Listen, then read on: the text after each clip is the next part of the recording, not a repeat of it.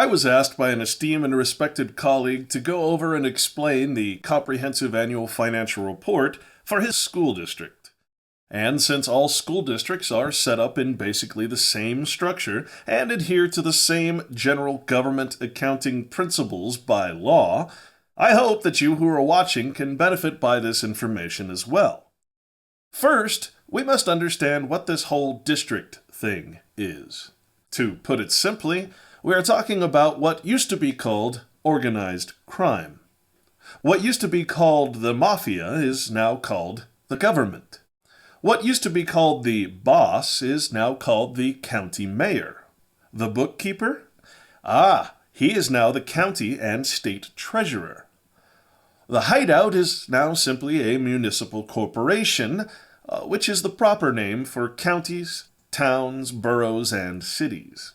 The lower turf bosses, each with their own boundaries or districts in which they conduct their own organized crime, are now the mayors of individual cities and townships, and they must give a certain percentage of their take to the county, to the state, and to the federal government. Instead of acting outside of or above the law, these organized criminals, mostly attorneys and financial opportunists, now write the laws which make their criminal activity perfectly legal. The Tommy gun has been replaced by the ballpoint pen. The thugs who used to come and collect protection money are now the municipal corporation police officers. No need to bury bodies in the desert anymore or to fit their victims with cement galoshes, for they can just legally take what property they desire and then assign you a life sentence in jail. Extortion has been renamed as taxation, and protection money has become known as property tax. These organized criminals have gone one step further, though, and created what is known as a district. Special districts, financing districts, special tax districts, special service districts, and, of course, school districts. As a state-created corporate entity, a special district is granted special financing authority by the boss of the state, the governor. In other words, it is granted the special authority to create new taxation or protection money.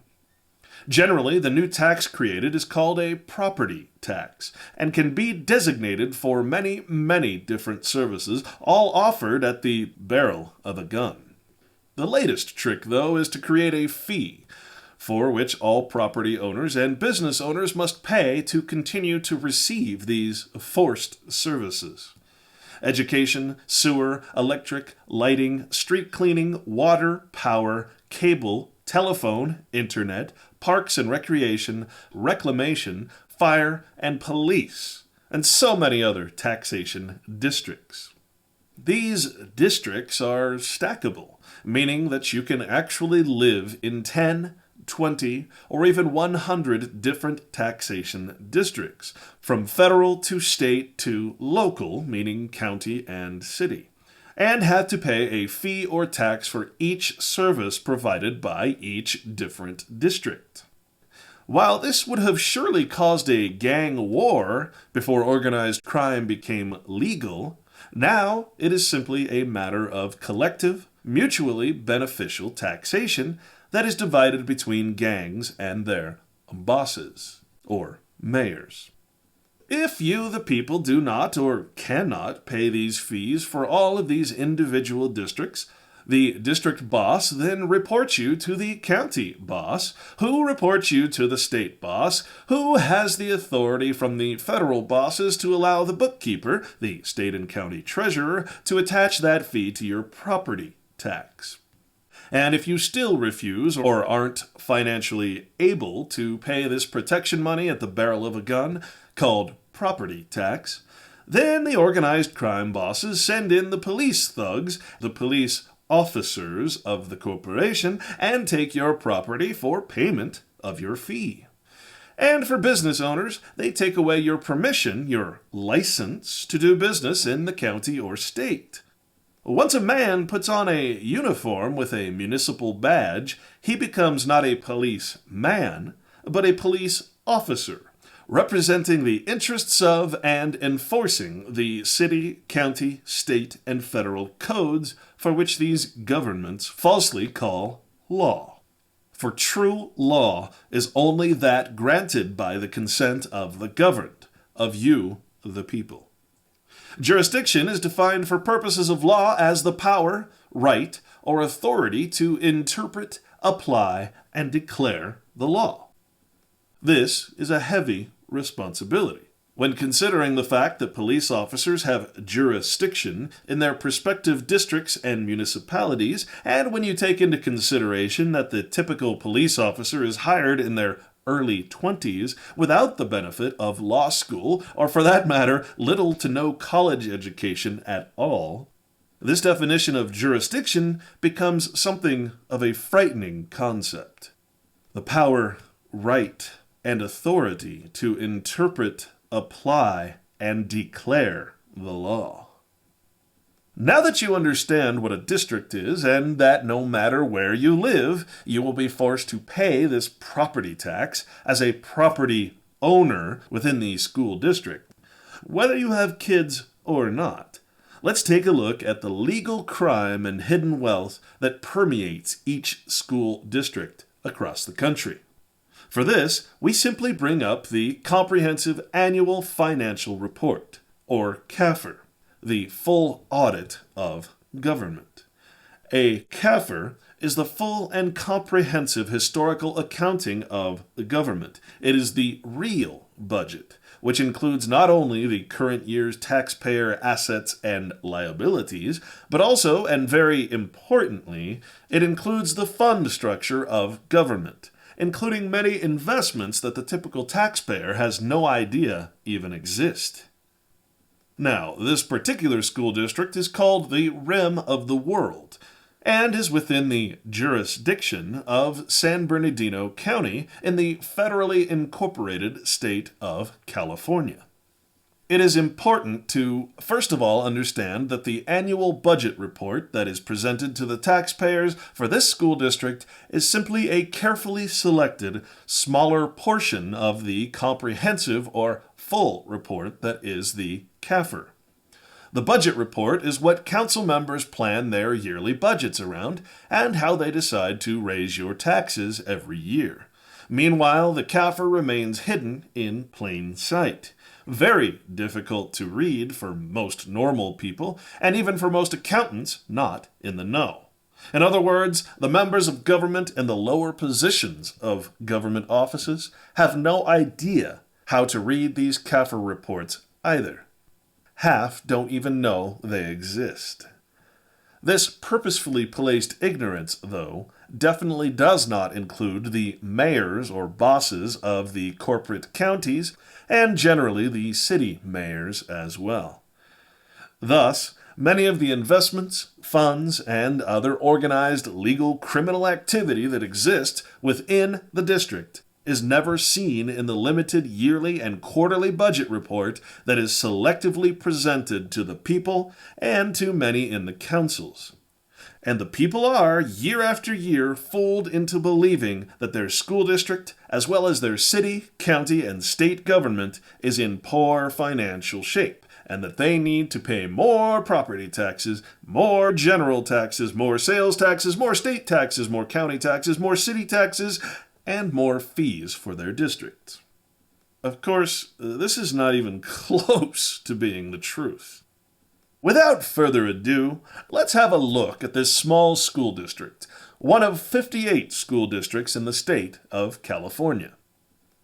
While the Comprehensive Annual Financial Report is a requirement of federal law to be completed every fiscal year and posted for public view, it is not necessarily easy to find, and next to impossible to read. I got lucky with this one, as the council just happened to photocopy the report in its minutes for its meeting of January of 2011. A Google search turned up a 2008 report as well. Here we see the board agenda item on January 20th, 2011, where the Rim of the World School District Board of Directors have approved the funding of the CAFR report, referred to here as the audit report. They have chosen the outside independent accounting and auditing firm of Vavrinick, Trine, Day and Company, a limited liability partnership corporation, to conduct this audit and complete the CAFR. And we see here that Education Code 41020 requires each school district to contract with a public accountant or certified public accountant to complete an audit of each district's financial records, ensuring compliance with federal and state accounting, reporting, and operating practices. And here we see the contract for that audit between Rim of the World School District and the Vavrinick, Trine, Day and Company accounting firm. It simply states that this agreement made and entered into this first day of July 2008 between the governing board of the Rim of the World's Unified School District of San Bernardino County, State of California, hereafter referred to as the district, and Vavrinick, Trine, Day and Company, Limited Liability Partnership, certified public accountants, hereafter referred to as the auditors. Now, I'm going to skip most of this contract, but you're certainly welcome to read it, and I will leave the full versions up for that purpose. Well, we can see that this is a 3-year contract beginning July 1st, 2008 and ending June 30th, 2011, which covers the 2010-2011 CAFR.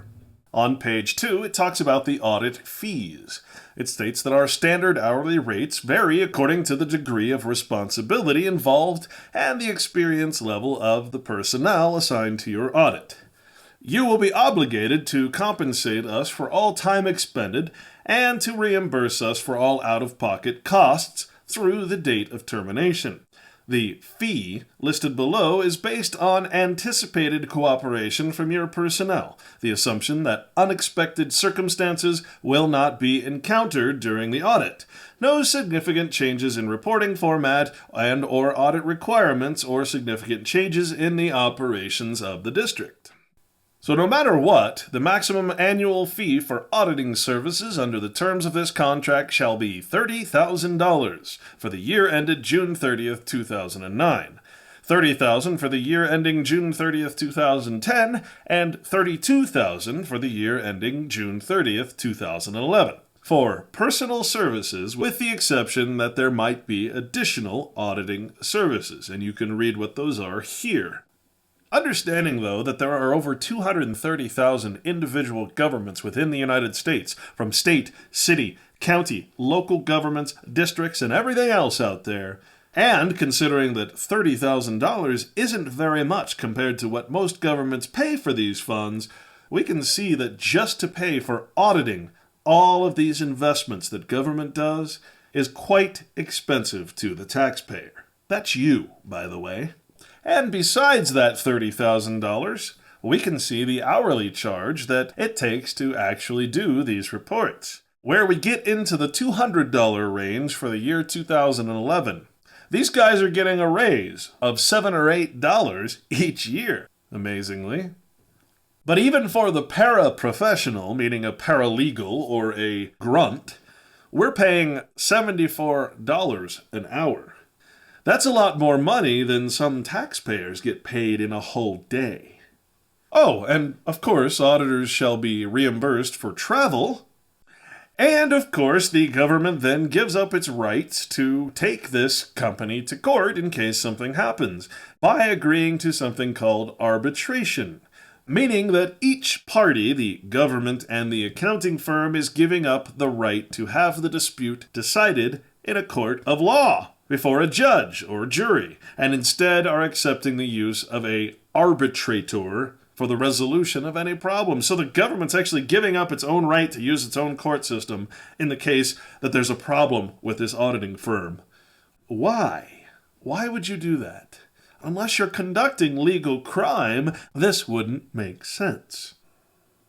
Now, it is important to understand that these auditors are not specifically there to offer an opinion on the way that this school district conducts its business, but rather to simply verify its accuracy in reporting according to federal and state codes, as well as to recommend ways to improve future accuracy in reporting.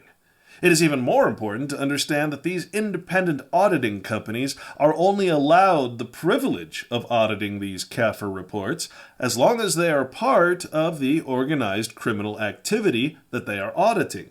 In other words, they would not be in business as the bookkeepers and auditors of this legal government crime circuit, the legal mob, unless they keep the open secret of government funds to themselves. For, just as the government can take away your property and business license at any time it sees fit under its jurisdiction when you don't pay your protection money, so too can government take away the incorporated limited liability status and revoke these auditing privileges from these cooperative accounting firms. And that is the real story behind this organized crime called government. It is a collective, uniformly and mutually beneficial organized corporate mob, with its gangsters in every facet of government contributing cooperatively to this cover-up, from media outlets to political campaigns and everything in between. The players are either in on the game or compartmentalized enough to not know they are part of the game, something that is less commonly referred to as useful idiots or useful innocents, attributed to Soviet sympathizers during the time of the Bolshevik Revolution, propagandists for a government they do not understand. Compartmentalization can simply be defined as many individual people contributing from and benefiting from something, but never comprehending the full structure of what they work for. For instance, 1,000 different people can be working on 1,000 different mechanical parts of an unknown machine, but they are never told the purpose of their particular contribution and construction of their individual parts. But in the end, they've all unknowingly contributed and built the parts of a nuclear bomb. This is compartmentalization. And so, even as this board approves this audit report, only a few of them may actually understand the contents of that report. They only know it is a requirement of the corporation they work for, which is government. Reinforcing this concept is the resolution number 9/10-26, Resolution for the Board of Trustees of the Rim of the World Unified School District regarding annual review, accounting, and adoption of school facilities fees pursuant to government codes and pursuant to the education codes. Now, if you don't understand the concept of the corporation and the fact that every government is, in fact, an incorporated entity, here it states that the Rim of the World Unified School District, the district, provides education for students in grades kindergarten through 12th grade within portions of unincorporated areas of San Bernardino County, which areas are located within the district's boundaries. This simply means that some cities are incorporated municipalities and some are unincorporated, but all of these areas that are unincorporated do lie within the incorporated county and the incorporated state. And the districts that are set up by the state and counties will always affect anyone no matter where they live in the state. In short, by being a citizen of the United States, you never live anywhere that is not considered government land. Government land that can be taken away from you at any time with either just compensation in eminent domain cases or with due process of law if you do not pay your district or property tax fees.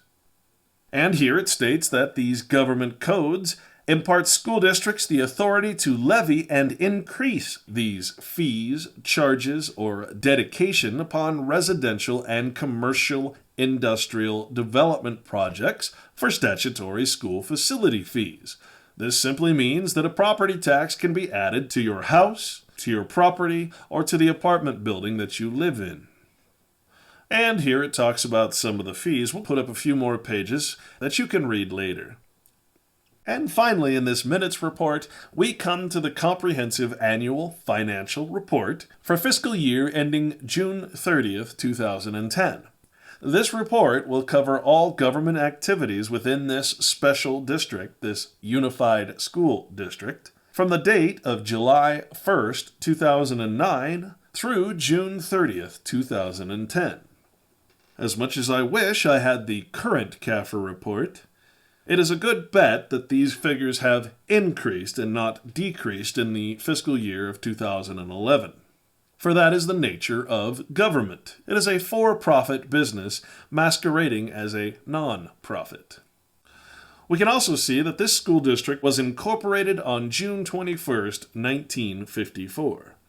So the figures that we're going to be covering in this CAFR are going to be the investments, savings, and assets from 1954 on, whereas the selected yearly budget report will only cover the previous and current year, taxation in and taxation out.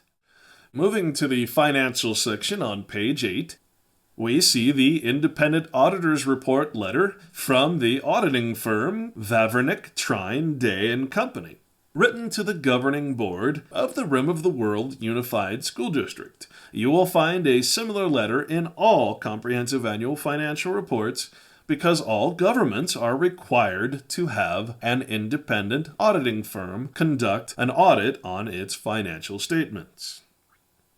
And here it states our responsibility is to express opinions on these financial statements based on our audit. We conducted our audit in accordance with the auditing standards generally accepted in the United States of America, the standards applicable to the financial audits contained in government auditing standards issued by the Comptroller General of the United States, and standards and procedures for audits of California K-12 local educational agencies 2009 through 2010 issued by the California Education Audit Appeals Panel as regulations. The letter goes on to state that this accounting firm is simply looking for instances of material misstatements, in other words, mistakes. And in just about every case, you're going to see that the accounting firm, because it's playing the government's game and wants that humongous fee that it's going to receive for preparing these statements, is going to say something like this. In our opinion, the financial statements referred to above present fairly in all material respects the respective financial position of the government activities, each major fund, and the aggregate remaining fund information of this particular school district. In other words, if this accounting and auditing firm wishes to continue to make all of this money off the backs of taxpayers, well, it's going to have to approve this audit. It then goes on to explain the overview of the financial statements. It explains the government-wide financial statements, and it explains the fund financial statements, government activities, fund financial statements, fiduciary activities, and a reconciliation of the fund financial statements to the government-wide financial statements, which we can call here just creative accounting. What you show the public versus what you actually have. And it states that the primary unit of government is the Rim of the World Unified School District.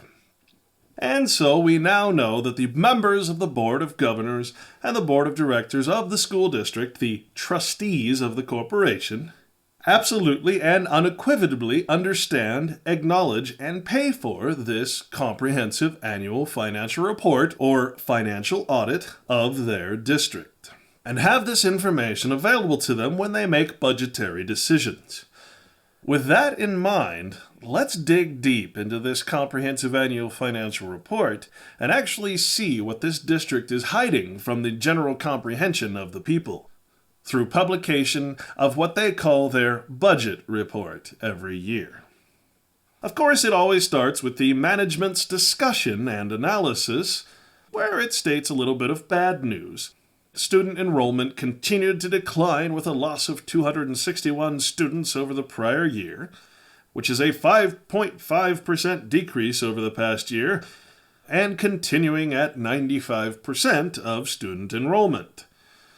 But then it states that despite this, the district was able to meet the minimum available reserve requirement of 3% 4% of total expenditures.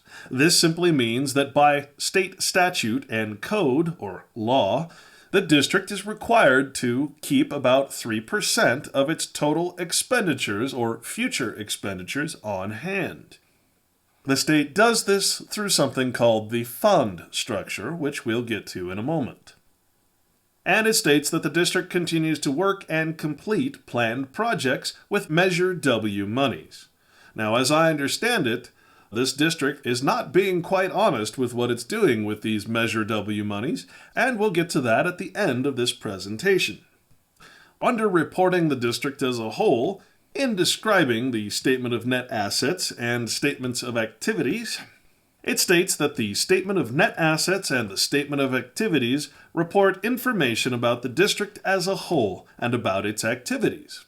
These statements include all assets and liabilities of the district using the accrual basis of accounting, which is similar to the accounting used by most private sector companies. Again, this is run very similar to a private corporation, and is a corporation. All of the current year's revenues and expenses are taken into account regardless of when cash is received or paid. Notice that it only mentions the current year's revenues and expenses. Even in this auditor's report, they attempt to hide money in the beginning of the report. These two statements report the district's net assets and changes in them. Net assets are the difference between assets and liabilities, one way to measure the district's financial health or financial position. Yes, just one way. Over time, increases or decreases in the district's net assets are one indicator of whether its financial health is improving or deteriorating. Other factors to consider are changes in the district's property tax base and the condition of the district's facilities. The relationship between revenues and expenses is the district's operating results. And the word operating is very important, since the governing board's responsibility is to provide services to our students and not to generate profit as commercial entities do. One must consider other factors when evaluating the overall health of the district. The quality of the education and the safety of our schools will likely be an important component in this evaluation. Now, in a roundabout way, this statement is simply saying that this school district is involved in other things besides the operational responsibilities of the district. And that is where we get into the investments, or non-governmental activities, which we'll talk about now. In the Statement of Net Assets and the Statement of Activities, we report the district activities as follows. Under governmental activities, it states that the district reports all of its services in this category, and this is what gets reported on the budget report. This includes the education of kindergarten through grade 12 students, adult education services, the operation of child development activities, and the ongoing effort to improve and maintain buildings and sites. Property taxes, state income taxes, user fees, interest income, federal, state, and local grants finance these activities. Again, because of this tax status and the fact that these taxes and grants finance the governmental activities, this is what is reported to the taxpayer. Keep that in mind as we go along. And remember, the Comprehensive Annual Financial Report, or Audit Report, covers non-governmental activities as well, which includes investments. On page 14, we see the district's most significant funds. And under the fund financial statements, it states, the fund financial statements provide detailed information about the most significant funds, not the district as a whole. Some funds are required to be established by state law. And again, this is reported to the taxpayer. However, management establishes many other funds to help it control and manage money for particular purposes, or to show that it is meeting legal responsibilities for using certain taxes, grants, and other money that it receives from the U.S. Department of Education. In other words, federal money. Under government funds, it states, most of the district's basic services are reported in governmental funds, as opposed to non-governmental funds, which focus on how money flows into and out of those funds and the balances left at year end that are available for spending. These funds are reported using an accounting method called modified accrual accounting, which measures cash and all other financial assets that can readily be converted to cash. These are liquid assets. The governmental fund statements provide a detailed short-term view of the district's general government operations and the basic services it provides. Governmental fund information helps determine whether there are more or fewer financial resources that can be spent in the near future to finance the district's programs. The differences between the governmental fund financial statements to those in the government-wide financial statements are explained in a reconciliation following each governmental fund financial statement. So again, it refers to the difference between government operational funds and everything else that the government holds, funds that aren't reported in the budget report. And under reporting the district's fiduciary responsibilities, it states that the district is the trustee or fiduciary for funds held on behalf of others, like our funds for associated student body activities and scholarships. The district's fiduciary activities are reported in the statements of fiduciary net assets. We exclude these activities from the district's other financial statements because the district cannot use these assets to finance its operations. How very convenient. The district is responsible for ensuring that the assets reported in these funds are used for their intended purposes. You're going to find that that's the general excuse for all funds, whether government or non-government. There was always some law or code that states that these funds must be designated for a certain project or purpose.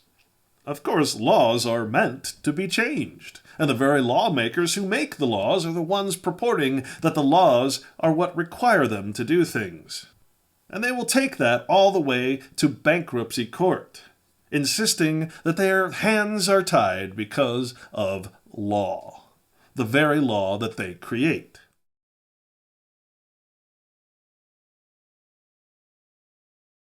Now we get into the good stuff, and this is going to shock you. Under the district as a whole, and under the net assets, it states that for the 2009-2010 fiscal year, the district's net assets were $61.7 million as of June 30th, 2010, as compared to $64.3 million at June 30th, 2009. So here in this first statement, the government actually tells you that it somehow lost almost $3 million. This, again, is called creative accounting, and we'll discuss that as we go. As of June 30th, 2010, $4,207,106 was unrestricted, meaning that technically it could be spent on anything they want to spend it on because it is unrestricted.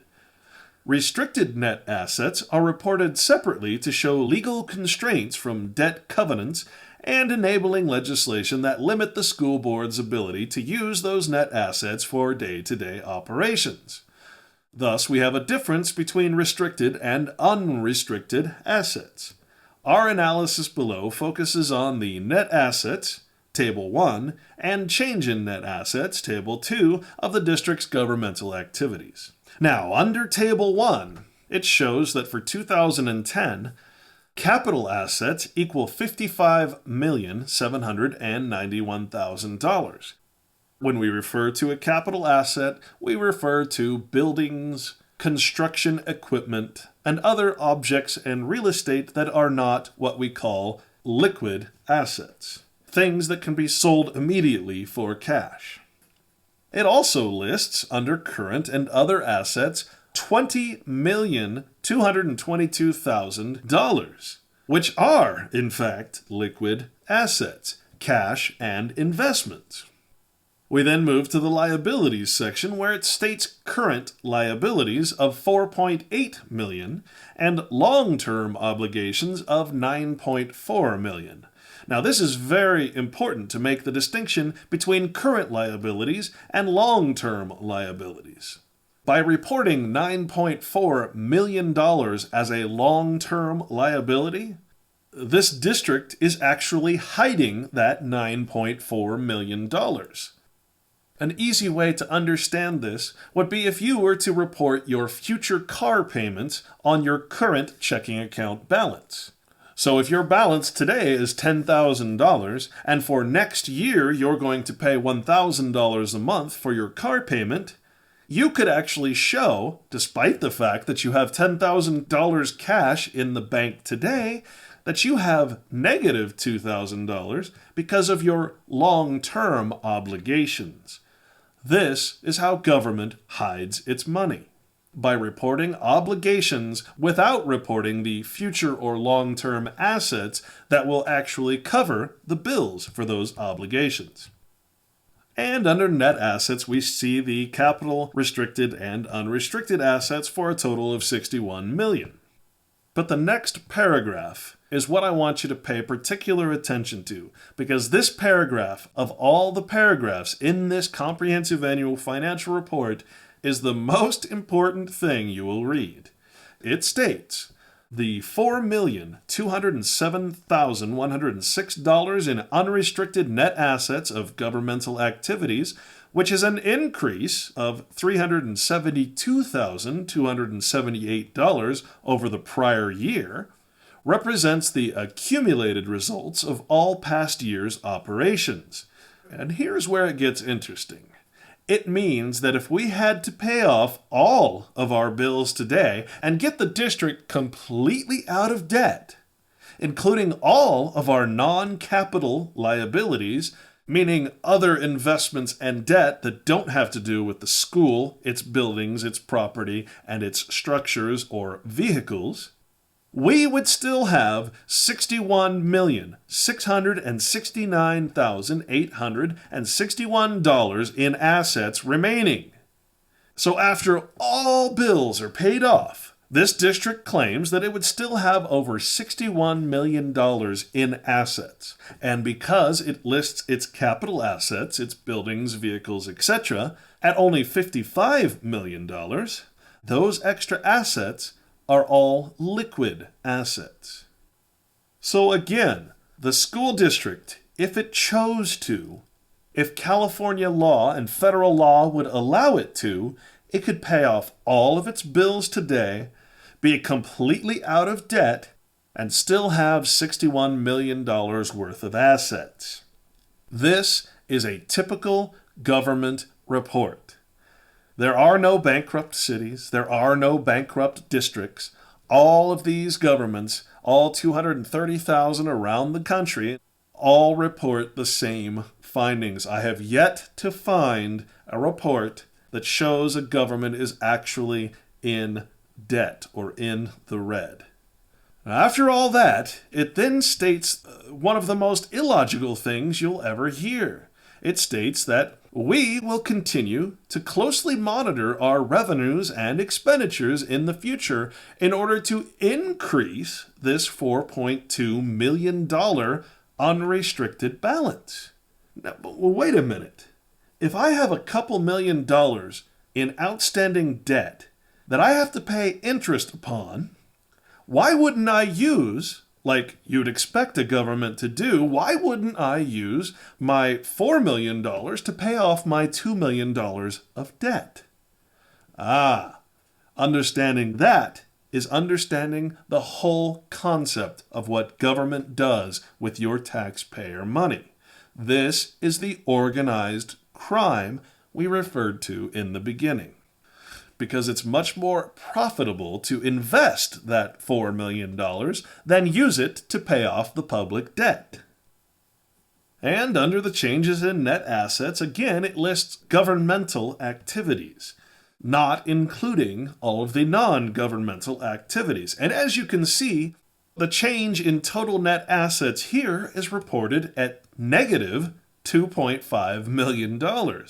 Now, didn't we just read that if the school district paid off all of its debt, it would still have over $61 million in assets?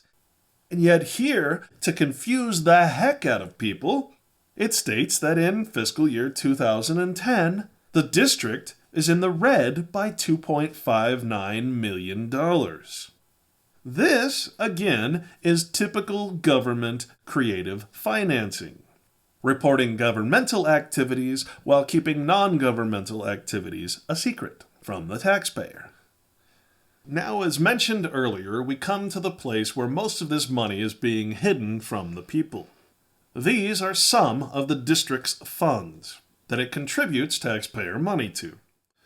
It states that the general fund revenues were $6,141,000 less than projected at the time the budget was adopted in June 2009, and expenditures were $827,918 less than originally projected. Now again, this is a creative way of saying that the school district charged too much money. $833,000 too much. Now, you'd think that the district would say, oops, we're sorry to the taxpayers, and refund that money. But this isn't how government works.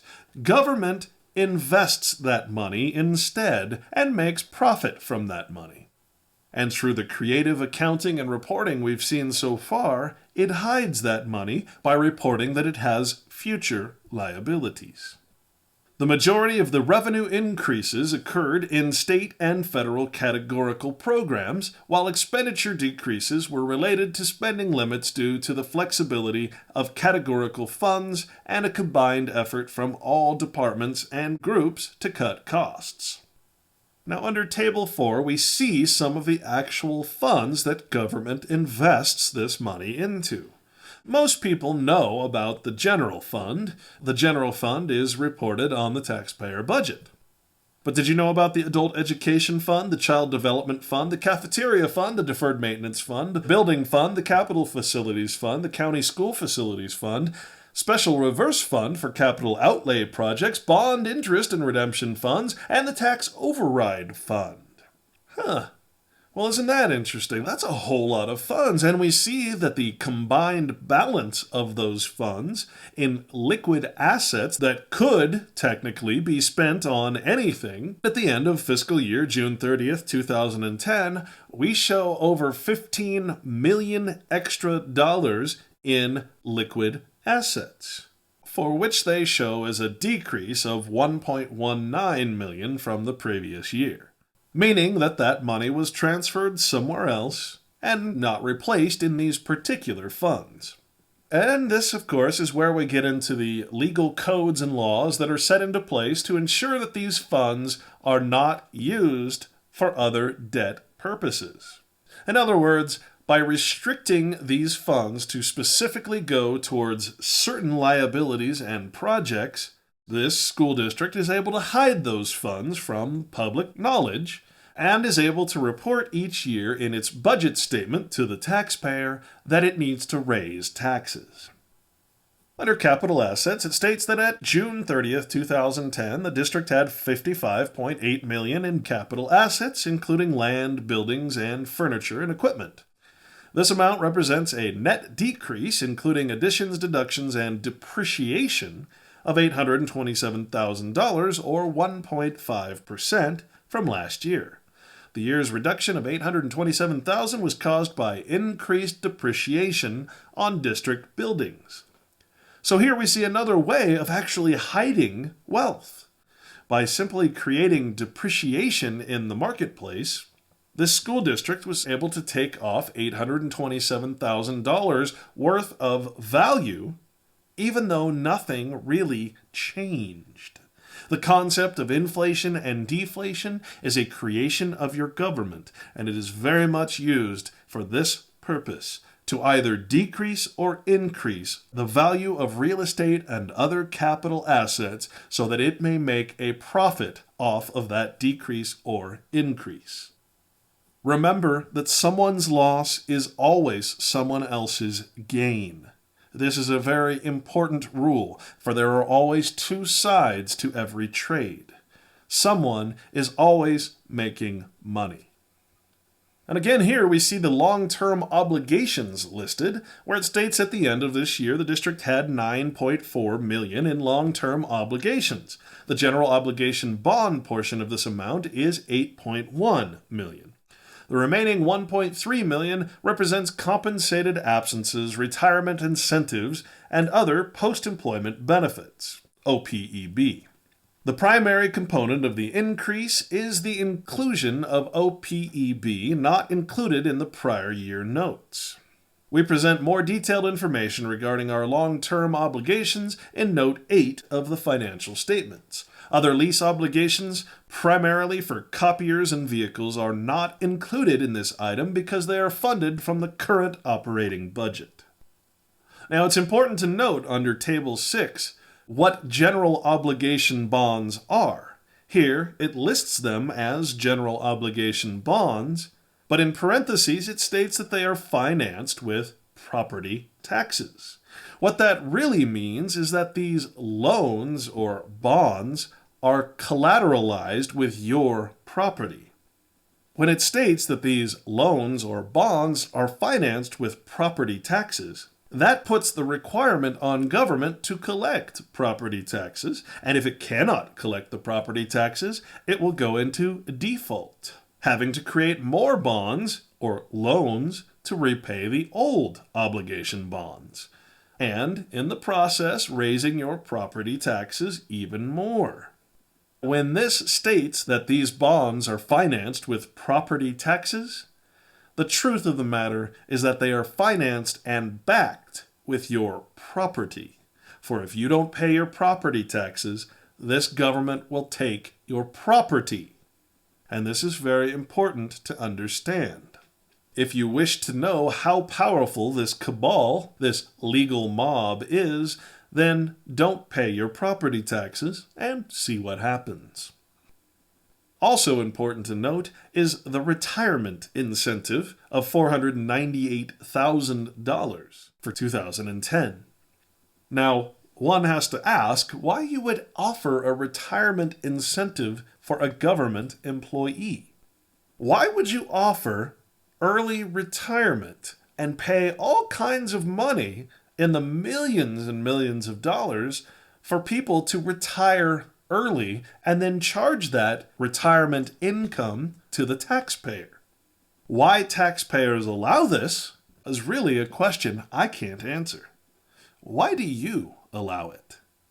Also important to note here is that under significant accomplishments of fiscal year 2009 and 10, it states that the district was successful in its continued efforts to sustain the average daily attendance as a percentage of pupil enrollment, even as the enrollment decline continues.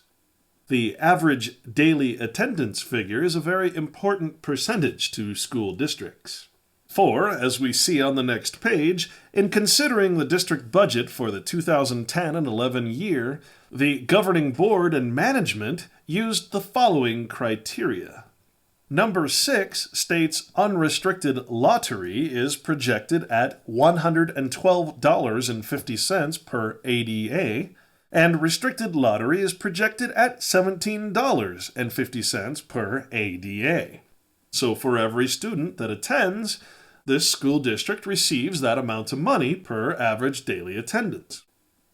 Now, before we go on with the comprehensive annual financial report for the Rim of the World School District, let's take a look at how the California lottery actually works.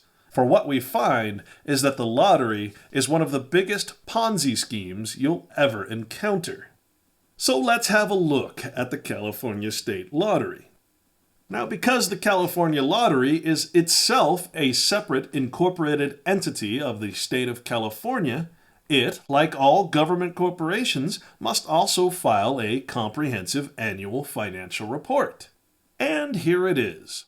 This for the fiscal year ended June 30th, 2009, where the lottery states that it is committed to enhancing education and supporting local communities. Well, let's just see if that statement is actually true. It also states the California Lottery is an enterprise fund of the state of California. Remember that the word enterprise is simply defined as a company organized for commercial purposes or a business firm. Government is full of enterprises, including such things as golf courses, sewer, light, and power districts, and other such business activities. These are essentially for-profit corporations that are listed as non-profits. So let's take a look at how this government enterprise actually works. Here it states on December 31st, 2009, that the California State Lottery is pleased to provide this comprehensive annual financial report, or CAFR, for the fiscal year ended June 30th, 2009.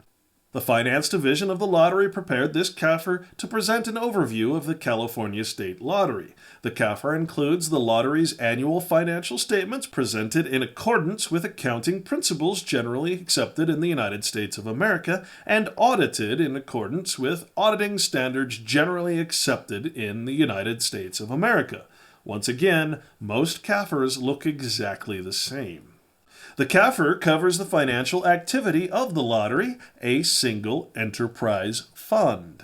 The report follows formal standards of the Government Finance Officers Association of the United States and Canada, or GFOA.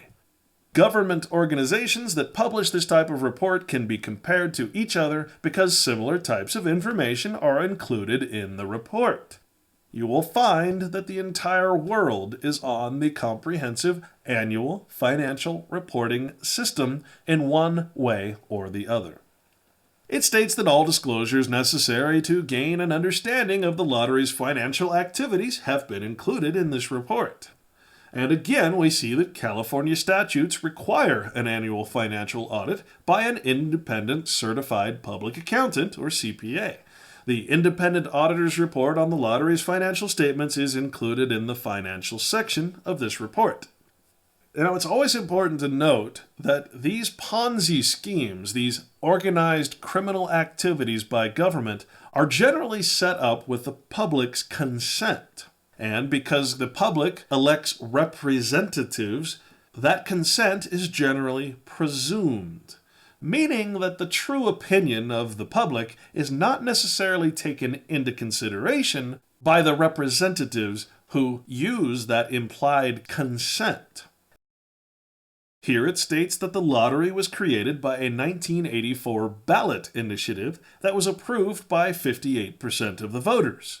Of course, we have to take into consideration that since barely 50% of the people even vote in the first place, there is no way that 58% of the population of California eligible to vote could have approved this, meaning that no way did half of the voting population approve the lottery in the first place, because over half of them didn't vote. The lottery was established as an independent state agency to market and sell lottery products to the California public. By law, the lottery is required to return, as nearly as practical, 50% of revenues to the public in the form of prizes, at least 34% to public education, and allocate no more than 16% for administrative costs. The Lottery Act specifies that the lottery is operated and administered by a 5-member commission appointed by the governor. A director who is appointed by the governor serves as the chief administrator of the lottery. The legislature has the authority to amend the Lottery Act by a 2/3 majority if by doing so it furthers the purposes of the measure. In other words, all that's needed is to get the act or the law on the books. At that point, your so-called representative government can then amend that act in any way it sees fit. It can change it at any time. It can make it whatever it wishes. All government cares about is getting a law on the books, at which point it can change that law in any way it sees fit in future legislative actions. It then goes on to explain how many of the games work, how they were created, and the amount of money that's generated from each game. And for those living in other states who have similar programs, whether it be lottery, alcohol, or any other state enterprise where the state is the only one that can sell these products, this is basically how it all works. It states that from its inception in 1985 through June 30th, 2009, the lottery has generated approximately $59.3 billion in sales and contributed nearly $21.8 billion to schools. This is a very deceiving statement, as we'll see in a moment. The retailers who sell lottery tickets have received almost $3.9 billion in compensation. Of course, we have to remember that that is taxpayer money. Approximately $30.5 billion has been won by lucky lottery winners. Congratulations, folks! Now let's talk about the scam that you're involved in. Additionally, by saving money on operations, the lottery has given more money to schools than the required 34% of sales revenues. Again, a very, very deceiving statement. Since October 1985, the lottery has contributed an additional $557 million to education through operational savings. Now note that they say the word education and not schools, and this is a very important distinction. Here's why. Under accounting system and policies, it states that the lottery operates the California State Lottery Fund, an enterprise operation fund that, like a private business, utilizes the full accrual basis of accounting in accordance with accounting principles generally accepted in the United States of America. Again, this is uniform across America and indeed across the world. It then states that a comprehensive annual budget is prepared in conjunction with the lottery's annual business plan. The budget is prepared on both a cash basis and a full accrual basis of accounting. The budget is based on sales forecasts, industry trends, program proposals, and approved action plans. Again, we're talking about the budget, not the comprehensive annual financial report, as we're about to see here. By using future liabilities and other creative accounting methods, the budget report, as opposed to the CAFR, will show just normal operations without showing what we're about to look at now. Under debt administration, it states that the lottery's long-term liabilities include payments owed to winners of lotto jackpots and various scratcher games with annuity prizes. The payments due to winners are funded by amounts invested in zero-coupon U.S. Treasury bonds. Since its inception, the lottery has purchased U.S. Treasury bonds to provide funds for long-term annuity payments to prize winners. However, changes in the financial markets created an opportunity to replace the lottery's U.S. Treasury bonds with higher-yielding, high-credit, quality instruments that would result in a net increase in proceeds for the lottery. In 2009, with commission approval, the lottery undertook steps to restructure a portion of its investment portfolio with the goal of reducing the cost of investments for long-term annuity prize payments and increasing resources to drive higher sales of lottery products. So what does this mean exactly? Well, let's say that you're a church and you hold a raffle contest. The way that it should work, quite simply, is that you collect $1 for each raffle ticket sold, and at the end of the day, you simply divide that money into profit and loss. If you collect $100 in raffle tickets and you give away half of that money, you're simply giving away $50, and you're keeping $50 for yourself. Now, of course, that would be the logical and reasonable way for this California State Lottery to operate, having no future debt or obligations of any kind. It should simply be paying that 50% of its income to winners, the required 36% to schools, and I guess technically it needs that 16% to make the whole thing work. But again, that's not how government operates. Let's take a look at what the lottery fund actually does. Under cash management, it states that the cash due from its retailers is collected on a weekly basis through an electric funds transfer system and deposited into an account within the California State Treasurer's Office. Idle cash, as people are starving, is invested in the Surplus Money Investment Fund, a commingled fund of the state of California, and interest earnings are received quarterly. The fund is administered by the Pooled Money Investment Board, which is composed of the state treasurer, the state controller, and the director of the Department of Finance. Now, for more information on this, please see my video entitled CAFR School, What is a Commingled Fund? Under risk management, it states the lottery has elected, with a few exceptions, to be self-insured against loss or liability. This simply means that the lottery has invested a lot of this taxpayer money into a separate fund called a risk management fund. It then pays out of that fund, through the assets and annuities of that fund, any future lawsuits or injury claims by employees or taxpayers. Under major initiatives, it states that the California State Lottery took big steps toward improving its brand image during the fiscal year 2009 by offering exciting new products and promotions, and by expanding its vast network of multimedia video monitors that provide players with the latest information about lottery products.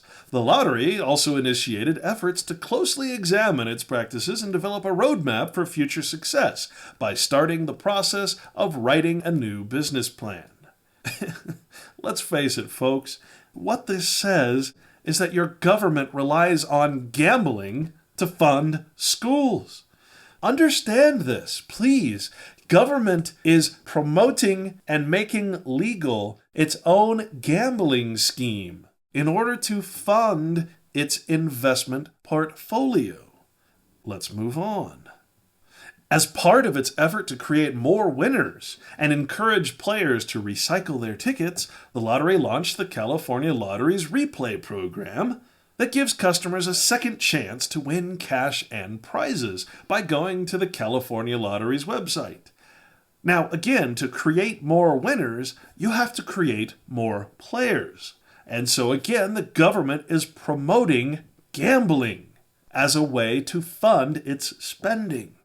In fiscal year 2009, the lottery also struck a unique partnership with the California Peace Officers Memorial Foundation, another fund, on a special scratcher's ticket that helped raise $300,000 for the foundation, which supposedly provides assistance and scholarships to the families of slain peace officers throughout the state.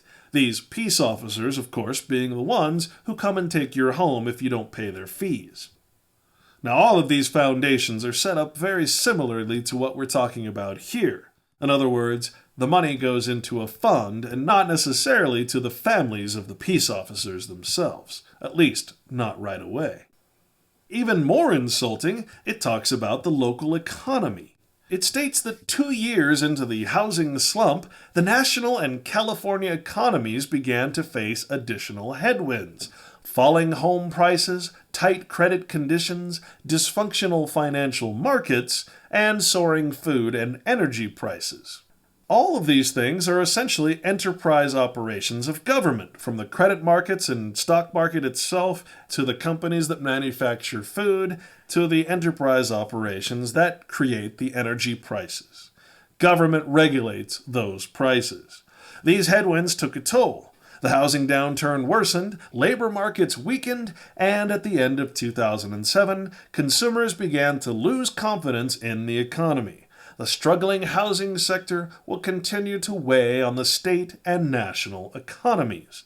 And so again, instead of government focusing its efforts to correct these problems, instead, it promotes its lottery, its legalized gambling scheme that allows this California Enterprise Fund to be created and all of that money to be invested. Now, in my opinion, that is not why we're supposed to have government. And that is certainly not what they're supposed to be doing with our taxpayer money. Moving on to the financial section, we see again the independent auditor's report, where this government had to go by federal and state law to a private accounting firm to get the audit of this CAFR.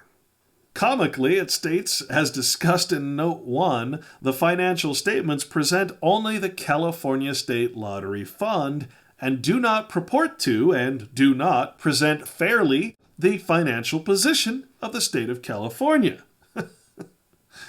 And here it states a summary of total revenues for the fiscal years ended June 30th, 2008 and June 30th, 2009, where we see the state of California is bringing in approximately $3 billion each year in revenues. Also listed here are non-operating revenues, in other words, non-governmental functions, where we see unrealized gains and losses on investments, interest on funds held by the state treasurer, and other income. Again, government operating outside of its bounds, which is allowed to happen by state law.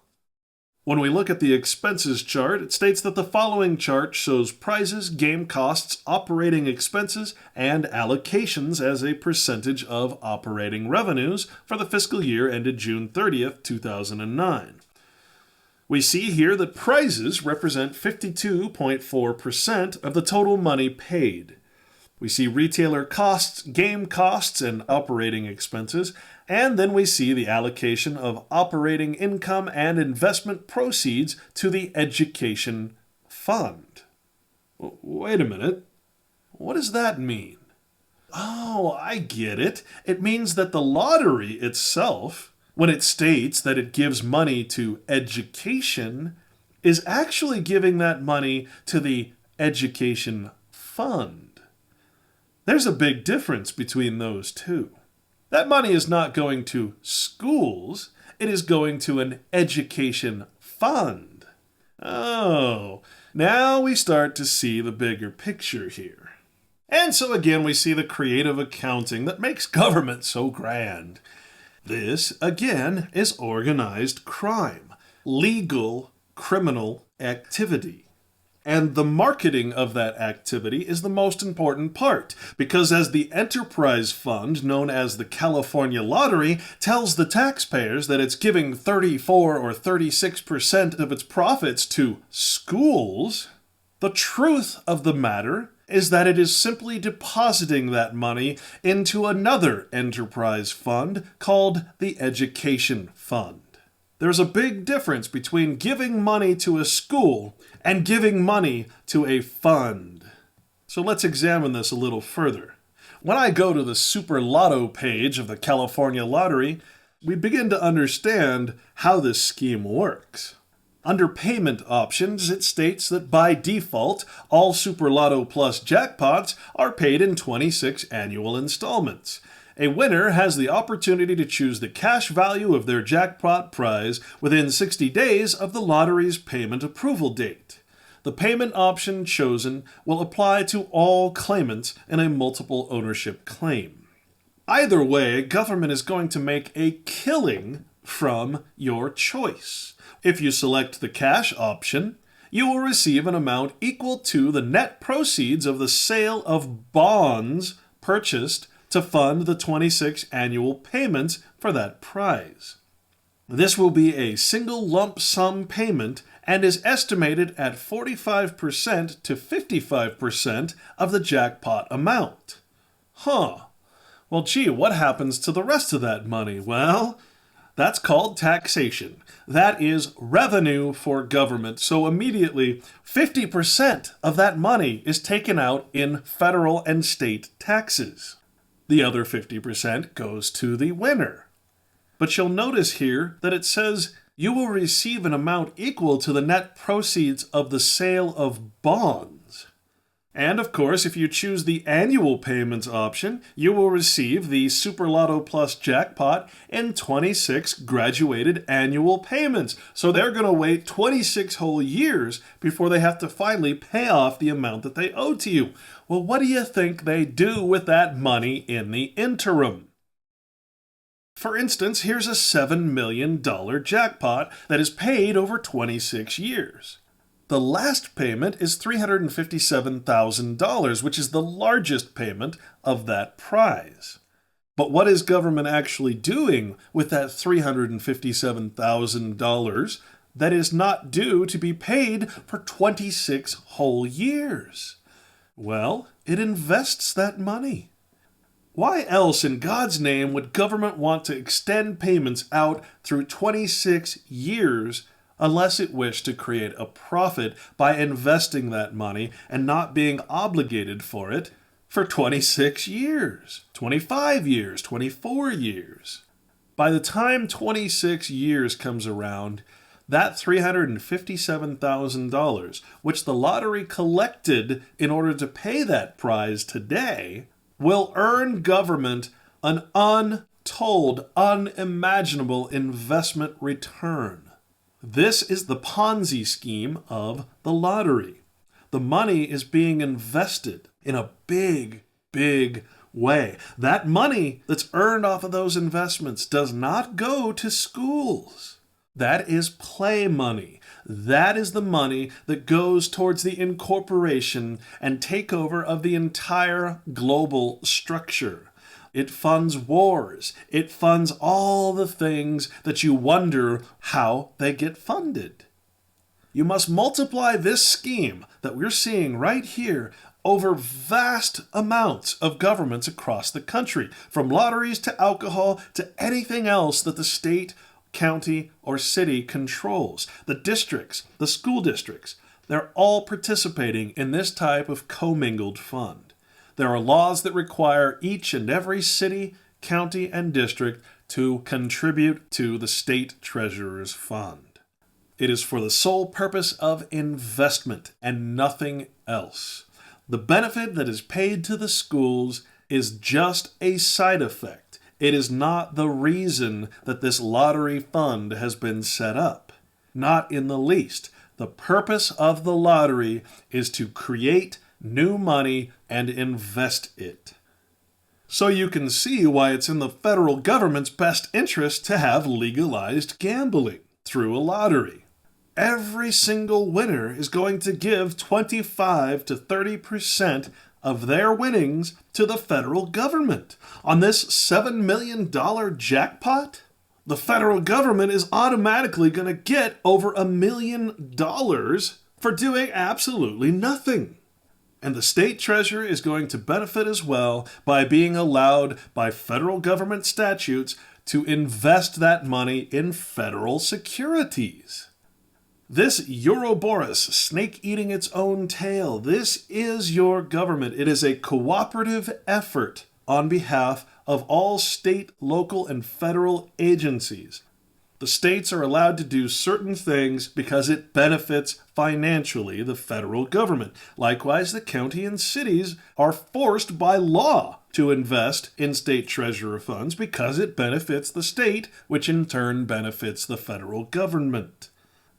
It then goes on to talk about some of its debt, like the increase in gaming equipment costs, and the funding of a new television show, a government-sponsored television show for the lottery. Wonderful. I can imagine kids watching that and just waiting until they're old enough to start gambling. Thanks, government. The most important part about this, though, is the long-term debt that's created by every winner of the California State Lottery. At June 30th, 2009, the California State Lottery had $1.1 billion in outstanding long-term liability versus $1.2 billion last year, a decrease of 11.3%. Most of the change is attributable to lotto game prize liability, as the majority of jackpot winners now choose the cash option rather than the annuitized payments. In addition, $4.6 million was accrued for the net OPEB obligation, as required by Statement Number 45 of the Government Accounting Standards Board, bringing the total accrued OPEB liability to $9.7 million at the end of June 30th, 2009. So $9.7 million of that taxpayer money goes to fund pension fund schemes as well as other employment benefits, which are also the same kind of investment funds. So a major portion of that 16% that goes to fund the operations of the lottery actually just goes into the pension fund system, the largest Ponzi scheme in the world. For more on pension funds, and why they're not what you think they are, you can watch my movie, The Great Pension Fund Hoax, linked below. Now, if you want to complain about this, or maybe occupy what you should be occupying, here's the address for the California State Lottery Finance Department. in Sacramento, California. Here we see the statement of revenues, expenses, and changes in net assets, where it lists its assets and liabilities. Notice that under salaries, wages, and benefits, $49 million is spent just to pay the employees of the lottery. This is a massive enterprise operation. And so the income before operating expenses equals $1.1 billion for legalized crime. But that's for operating expenses. What about the non-governmental or non-operating expense revenues? Well, for the fund's investments, under Note 9, we have $6.7 million in profit.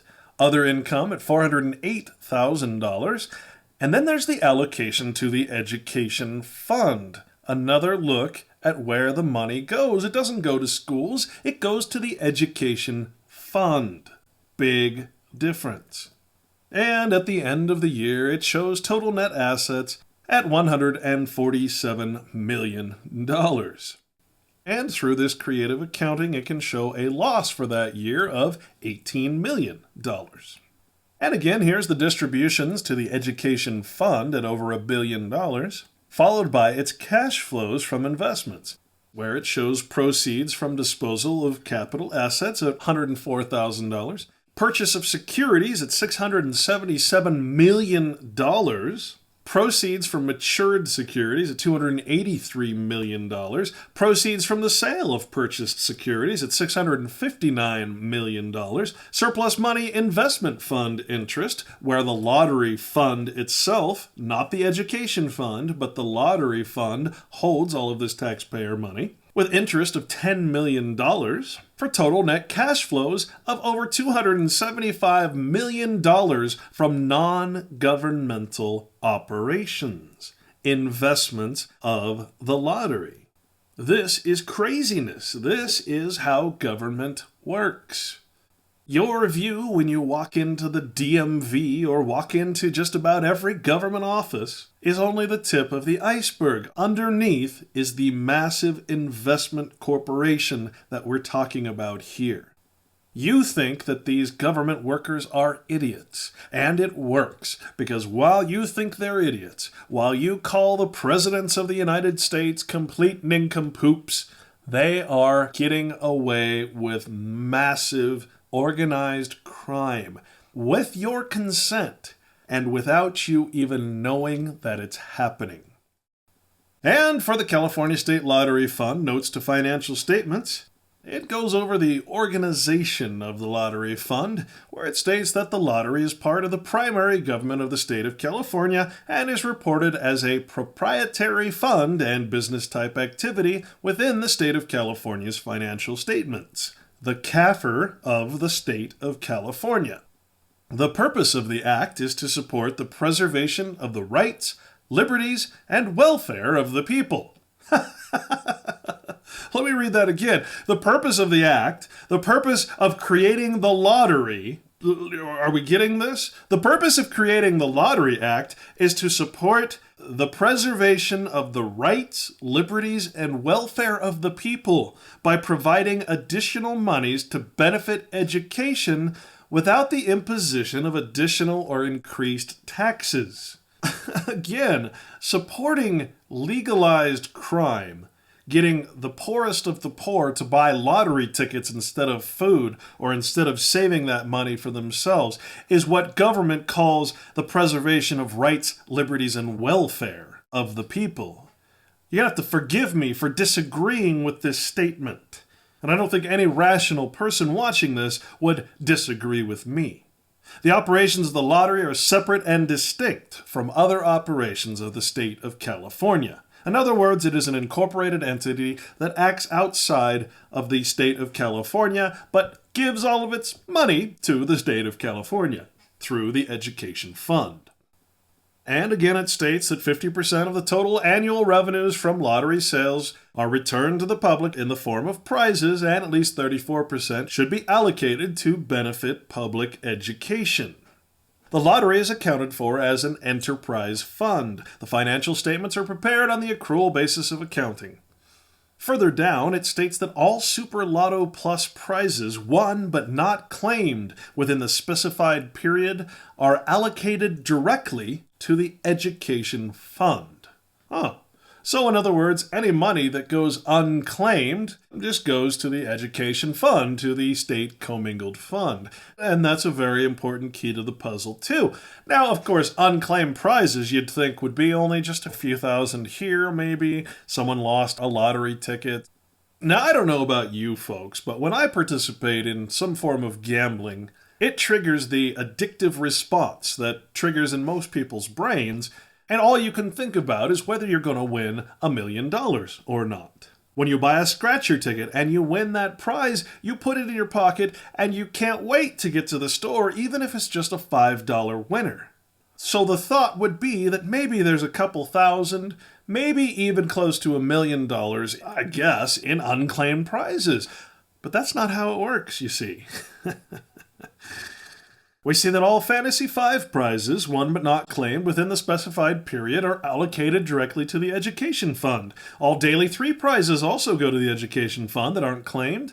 All unclaimed Daily 4 prizes won. All Daily Derby prizes, all Hotspot prizes that are won, just about everything. And then we see that under the supplemental disclosure of non-cash activities, we see unclaimed prizes for the California lottery in total that are directly allocated to the education fund at $20,964,857. You're telling me that in 2009, almost $21 million went unclaimed? Whoever's watching this right now, if you can believe that, then you have a tolerance for lies that I certainly don't have. And of course, further down in the report, we see the contributions to education, in other words, contributions to the education fund, where we see a list of these unclaimed prizes. In 2000, it was $40 million. In 2001, $79 million. In 2002, $36 million. 2003, $42 million. 2004, $50 million. 2005, $27 million. 2006, $29 million. 2007, $29 million.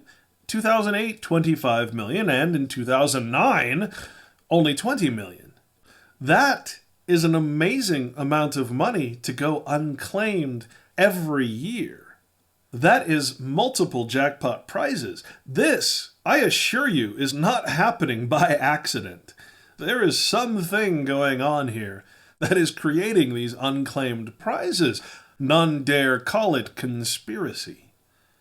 And we also see the allocations to the education fund for 2000 through 2009, always around $1 billion.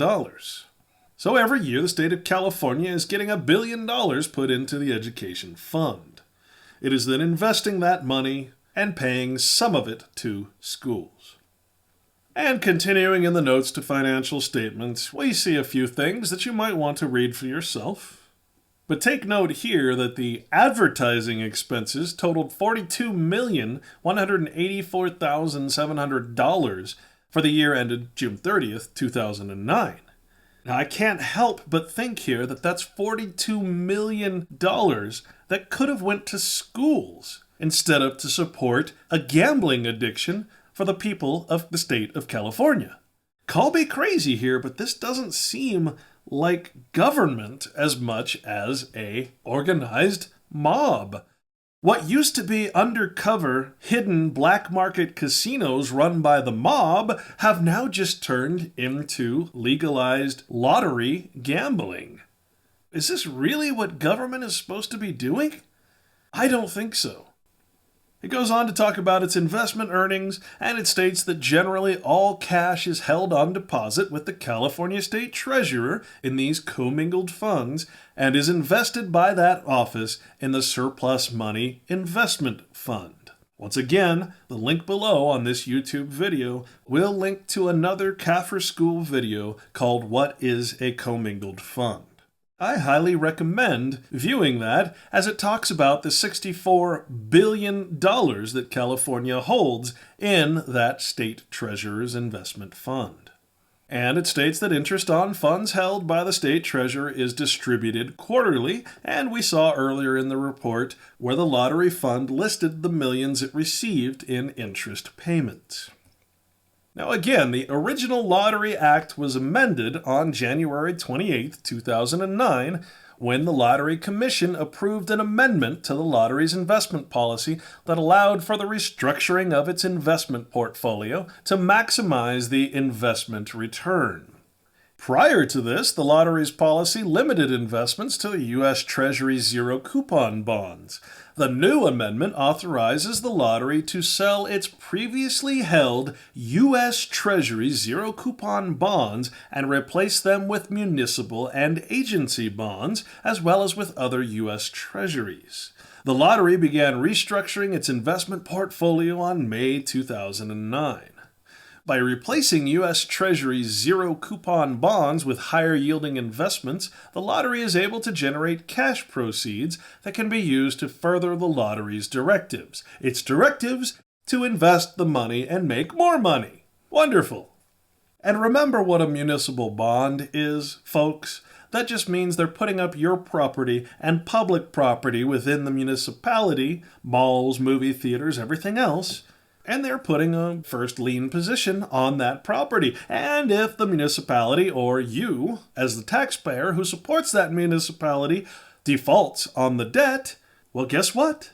There's a lien on that municipal property, that collective citizen property, and that property will be used to pay for the debt. It is collateralized by your property, your collective municipal property. All of this happens all of the time without your comprehension, without your knowledge, and with your implied consent.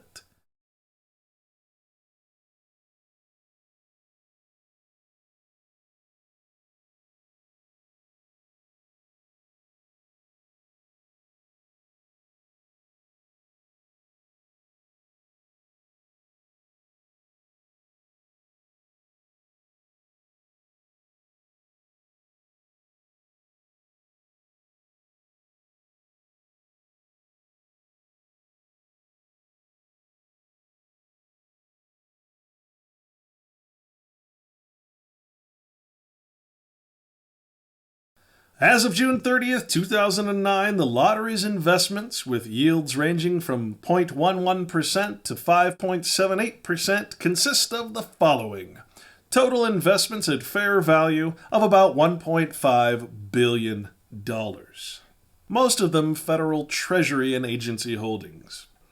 And keep in mind, the federal government doesn't necessarily invest in the United States, but invests that money in creating new foreign markets. It builds up corporations in China, Indonesia, and other third world countries, and then allows those companies, which are mostly American companies, to import their products here, devoid of any rules or regulations regarding pollution or any other protective laws. It's really quite a brilliant scheme when you think about it, and you gotta give them credit. For they are much more brilliant than you could have ever imagined, and they've been doing this under your nose for many, many decades. Under the Deposits and Investments section, we see that the state treasury through the Surplus Money Investment Fund is holding $275 million of lottery money. And it states that by law, these monies can only be invested in the following categories: U.S. government securities, securities of federally sponsored agencies, domestic corporate bonds, interest-bearing time deposits in California banks, savings and loan associations and credit unions, prime-rated commercial paper, repurchase and reverse repurchase agreements, security loans, bankers' acceptances, negotiable certificates of deposit, and loans to various bond funds, the government borrowing from itself. So basically, your California government is investing in banks. It's investing your taxpayer money in banks, in government securities, and federal securities, which then go to invest in the whole international scheme of corporatism. Congratulations, again, all of this under your nose for all of these years. And finally, we see U.S. lottery data for fiscal year 2009, which actually excludes some of the video lottery sales.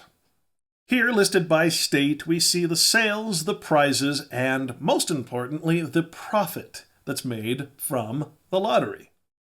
Now, remember that when they list these numbers, they're listing them in millions of dollars, which means that you have to add 6 zeros to all of these figures. And so the profit in California was 1 billion, not 1,000. Arizona, 129 million.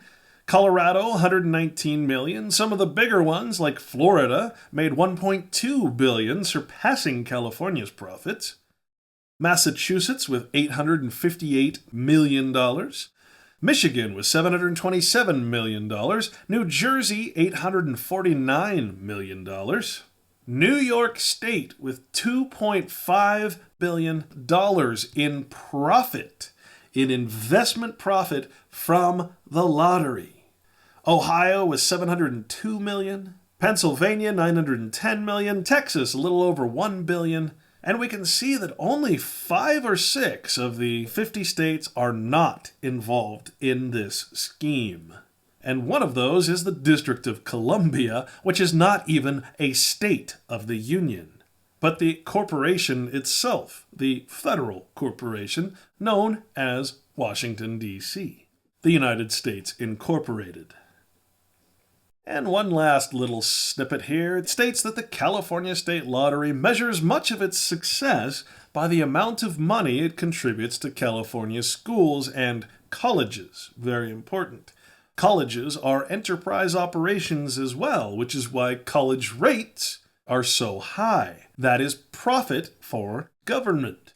In fiscal year 2008 and 2009, the lottery provided approximately $1.4 billion to education.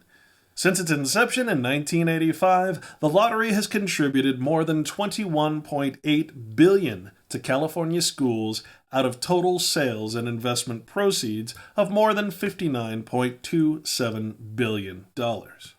So almost $40 billion that did not go to schools.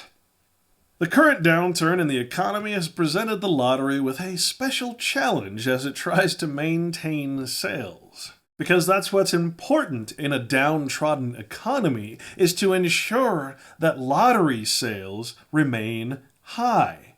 Well, thank you, government. It's good to know that you've got priorities. And at the bottom, it states that in addition to economic conditions, lottery sales are hampered by restrictions that limit our ability to pay out bigger prizes. Based on our own experiences and those of other lotteries, we believe that we would be able to increase sales and our contribution to schools by removing prize restrictions. We're asking lawmakers to provide the lottery with the authority to pay out more money in prizes to our customers so we can increase sales and generate even larger contributions to California schools and colleges. There is so much wrong with this statement. First and foremost being that gambling is not a solution to government. It is not a solution to debt. It is not a solution to anything. And of course, when they say we are asking lawmakers to provide the lottery with the authority to pay out more money in prizes, that means that they are changing the original law that was voted on by taxpayers, for which they justify this gambling in the first place. So when you create new laws, government then goes in and changes those laws to benefit its investment portfolio. So there you have it. The lottery scheme explained.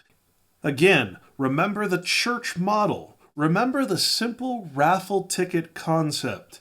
And now compare that concept to what the lottery has explained here in its comprehensive annual financial report. Now, going back to the Rim of the World School District Comprehensive Annual Financial Report, we see that expenditures are based on the following forecasts. Utilities are based on current year usage plus a projected 5% increase. Now, why have I outlined that? That seems perfectly normal, doesn't it? Well, yes, until you realize that generally utility companies are government enterprise operations. They are part of government. If they are independent, they are often owned by government investments through the pension and other trust and investment funds. Many governments either start out or end up buying their utility companies, turning these companies into government enterprise operations that are certainly for profit. So in the traditional sense of government, the thought of the utility company being a government agency charging even more money for their services doesn't really make sense. But when we add the profit model to government acting in non-governmental enterprise activities, we start to understand that government creates this price increase simply to make profit. The highest level of governments, from the Treasury Department and the Federal Reserve, create a false market of inflation and deflation, which also helps to increase the price of these utilities. Again, these are for-profit businesses generally owned by the very government that is allowing the price increase. Government regulates its own corporations and, of course, charges the taxpayer for those services. Down here at the bottom, it tells you how you can contact the district's financial management offices, and it gives the email for Jenny and Connie at the bottom. Why don't you send them a nice little email and tell them that you're on to their game? You know that according to their comprehensive annual financial report, if they paid off all their bills, they'd still have over $60 million worth of assets. I wonder what they'd think and how they'd respond to an email like that, or if they even know that this is the case. Here's another look at the assets and liabilities. And again, it's important to note here that under the liabilities section, we see listed the current portion of long-term obligations. That's the payments that are due now within the next very short period of time, listed at $728,000. But directly under that is listed the non-current portion of long-term obligations. Listed at $8.7 million, these are payments for future debt that have nothing to do with the balance of net assets today. In other words, they're taking $8.7 million off of the total listed assets and showing less money than they actually have. And when we look at net assets, we also see the debt service fund, which shows $663,968, again, reserved to pay future debt. Now, inversely, nowhere listed in these net assets are listed future tax. In other words, the taxpayer money that's going to come in to pay for these future long-term debts is not listed as an asset. So why are we listing long-term liabilities, which will be paid for by future taxpayer money, as a liability? Why are we doing this? Why are we listing future liabilities without listing the future assets that will pay for those liabilities? Why indeed? Of course, we have our answer. It's simply the scam that's put into place to take money, invest that money, and then hide that money by listing future liabilities. When we go to the government funds balance sheet, we come to the fund balances section where it states unreserved. These are the monies that are in these funds that are undesignated and unreserved, meaning that technically they could go to be spent for anything that government chooses, but they don't. They keep them in other funds and hide them from the public. And so instead of paying off the future debt that we just showed, we have $3.4 million in the general fund, $6.1 million in the building fund, for a total in just the governmental, not the non-governmental funds, of $20 million that could go right now to pay off debt. Here's the reconciliation of the governmental funds balance sheet.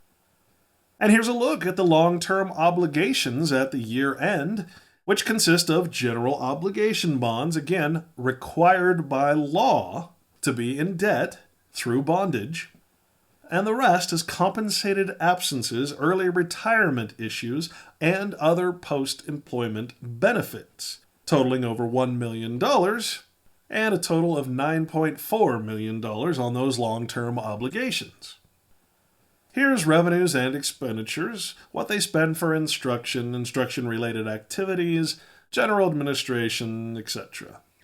And naturally, since this is something that gets reported on the budget report, they're going to show a loss for the year of $1.1 million in these governmental funds, with a total fund balance of $15,220,000, even though the fund balances above stated total net assets for government activities in the balance sheet of $20 million. So we show a loss of $1 million. Meanwhile, we have $5 million extra dollars stuffed in there where nobody can see it. This is your legal creative accounting coming straight from the California state government and the federal government. Here's your fiduciary funds, and here it states that the liabilities of the assets held are due to student groups. Now, that doesn't mean that the $504,000 that is in these funds is going to go right away to student groups. No. Again, we're talking about an investment fund, so that money is already invested and making a return on its investment until that money gets paid out to the student groups. Under the summary of significant accounting policies, it states under the financial reporting entity that the Rim of the World Unified School District, the district, was organized on June 21, 1954, under the laws of the state of California. The district operates under a locally elected 5-member board form of government and provides educational services to grades kindergarten through 12th as mandated by the state and/or federal agencies. It then states that the primary government of the district consists of all funds, departments, boards, and agencies that are not legally separate from the district. Again, a legally separate entity is where they hide the money. For Rim of the World Unified School District, this includes general operations, food service, and student-related activities of the district, which is basically what they report on the budget report. In the basis of presentation, meaning what is selectively presented to the public, under fund accounting, it states that the accounting system is organized and operated on a fund basis. A fund is defined as a fiscal and accounting entity with a self-balancing set of accounts, which are segregated for the purpose of carrying on specific activities or attaining certain objectives in accordance with special regulations, restrictions, or limitations. The district's funds are grouped into 2 broad fund categories, governmental and fiduciary. All this is saying is that money is transferred into these funds, and then the laws are set into place that require that money to be used for that fund's stated purpose. Governmental funds are those through which most governmental functions typically are financed. Governmental fund reporting focuses on the sources, uses, and balances of current financial resources. Expendable assets are assigned to the various governmental funds according to the purposes for which they may or must, by law, be used. Current liabilities are assigned to the fund from which they will be paid. The difference between governmental fund assets and liabilities is reported as fund balance. So let's go over some of these funds, and you'll start to understand why these funds were created in the first place. Instead of having just one generic bank account, we have all these investment funds. Of course, we have the major governmental funds. Again, governmental, a very important word because that refers to actual taxpayer uses. The general fund is the chief operating fund for all districts. It is used to account for the ordinary operations of a district. All transactions except those required or permitted by law to be in another fund are accounted for in this fund. And again, the only thing that's required to be in other funds is 3% of future operating costs. Then there's the cafeteria fund, which is regulated by federal, state, and local resources. For the really crappy food service program that all schools have, very unhealthy, and if I was a parent, I wouldn't allow my children to eat what goes in those sloppy Joe sandwiches. The building fund exists primarily to account separately for proceeds from sale of bonds, acquisition of major governmental capital facilities and buildings. So again, we put money into these funds specifically for the acquisition of new buildings. Okay, well, guess what? We can put millions of dollars in that fund, invest that money for many years, and never actually use the money until we buy a future building in 5 years, 10 years, 20 years. It just depends on the legislation that's written in government. It's a way of putting money in a fund and simply investing that money and then eventually paying for that future building with the actual money that's in the fund while the investment return from the investments made by that money in the fund go somewhere else. Then you have non-major governmental funds, and special revenue funds are funds established to account for the proceeds from specific revenue sources other than trusts or for major capital projects that are restricted to the financing of particular activities. Again, little codes that force these funds to be open. Adult Education Fund, Child Development Fund, Deferred Maintenance Fund. Again, we put money into a fund for future maintenance. We don't use the money that we have to simply pay for current maintenance. We create a fund to pay for future unknown and unconceived maintenance that might happen in the future. Meanwhile, we invest the money. Then there's capital projects funds. Capital project funds are established to account for financial resources to be used for the acquisition or construction of major capital facilities, other than those financed by proprietary funds and trust funds.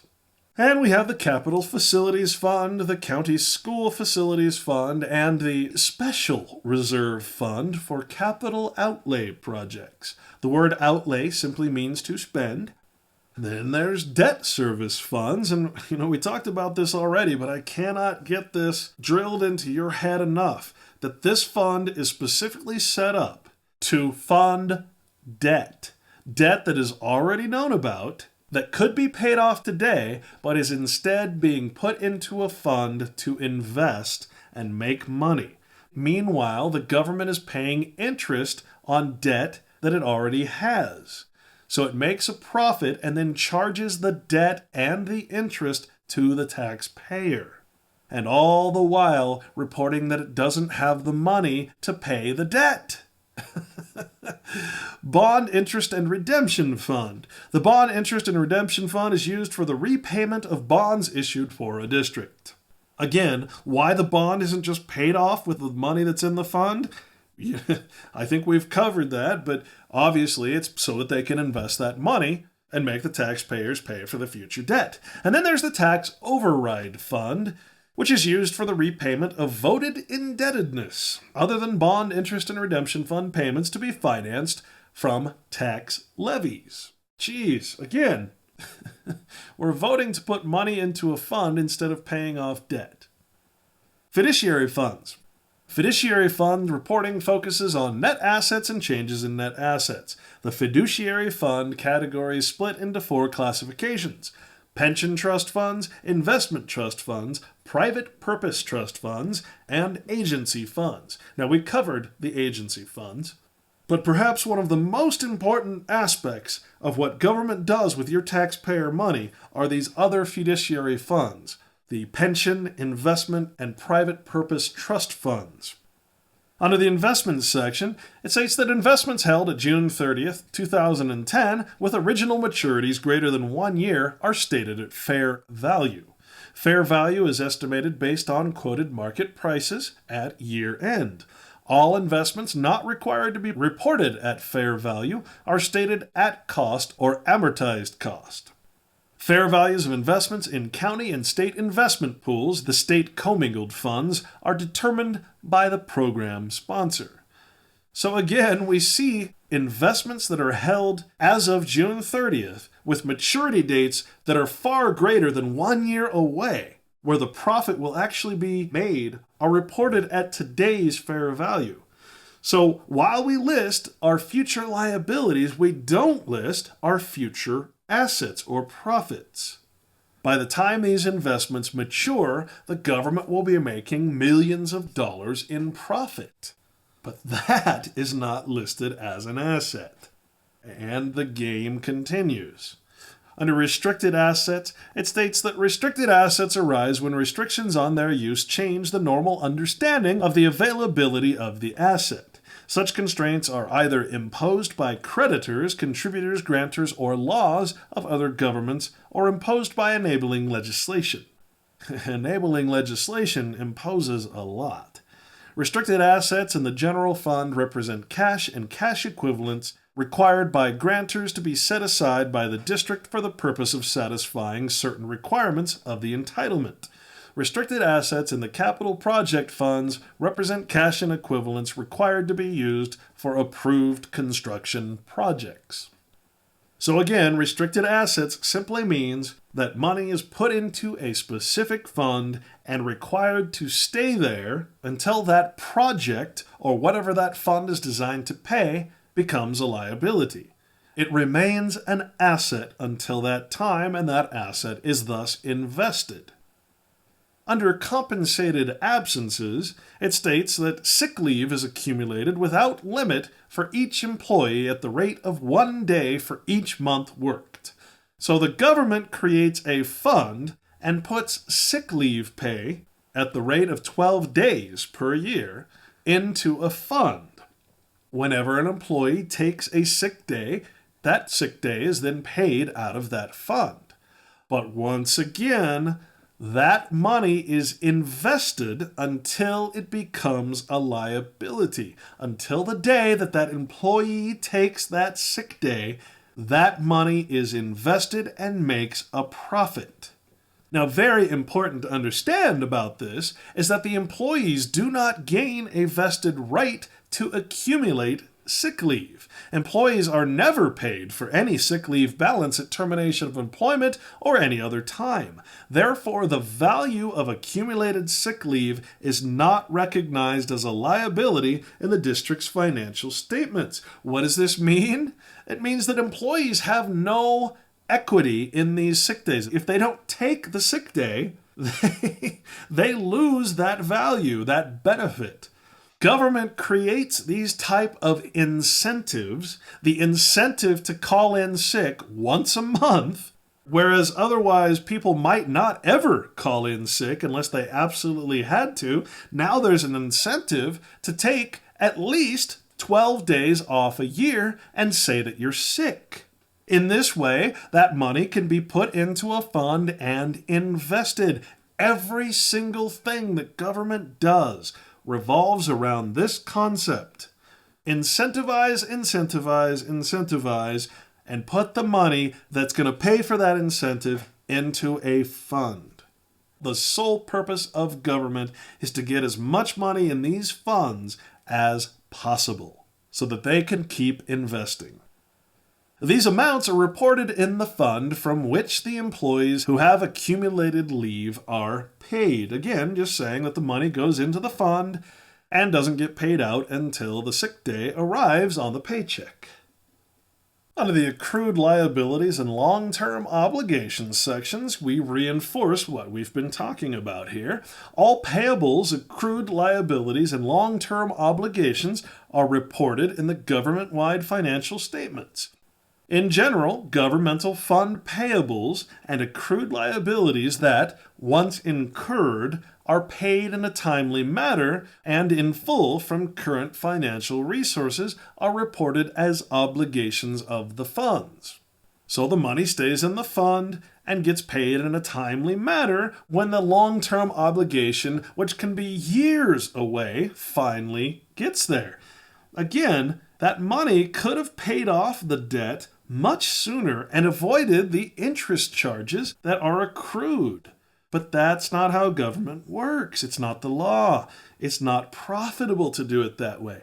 You profit on both ends, you see, because you're borrowing from yourself. You're bonding the people and borrowing from money you already have. You're making money on both ends as a government. And if not, then it's one of the government-owned corporations that we've talked about in previous productions that are funding your bonds, and so they are making a profit. This is organized crime, and it's the most extreme example you will ever see. This is worse than communism, socialism, or any other ism you can possibly think of. However, claims and judgments, compensated absences, special termination benefits, and contractually required pension contributions, again, contractually required pension contributions that will be paid from governmental funds are reported as a liability in the fund financial statements only to the extent that they are due for payment during the current year. Could be 6 months or 12 months away, but they're listed as a liability. The taxpayer money that's going to pay that, not listed as an asset. Bonds, capital leases, and long-term loans are recognized as liabilities in the governmental fund financial statements when due. Bond issuance costs, premiums, and discounts. In the government-wide financial statements, long-term obligations are reported as liabilities in the applicable governmental activities statement of net assets. Bond premiums and discounts, as well as issuance costs, are deferred and amortized over the life of the bonds using the effective interest method.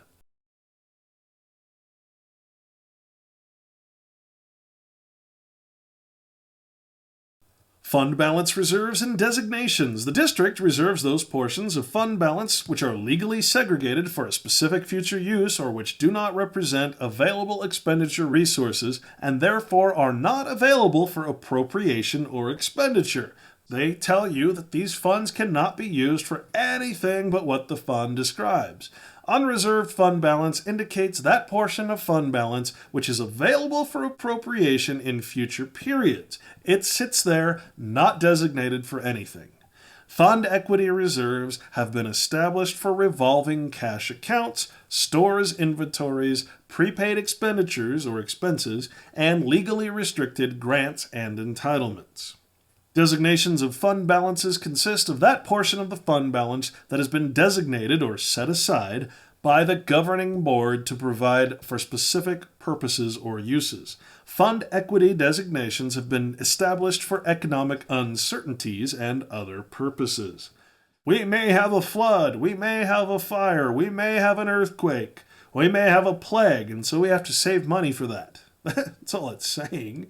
We may have property damage. We may have all kinds of different things, and so we have to keep this money for economic uncertainties. The Federal Reserve may decide to retract the money supply and create new deflation or inflation, so we better keep money on hand in case any one of a million things happens in the economy.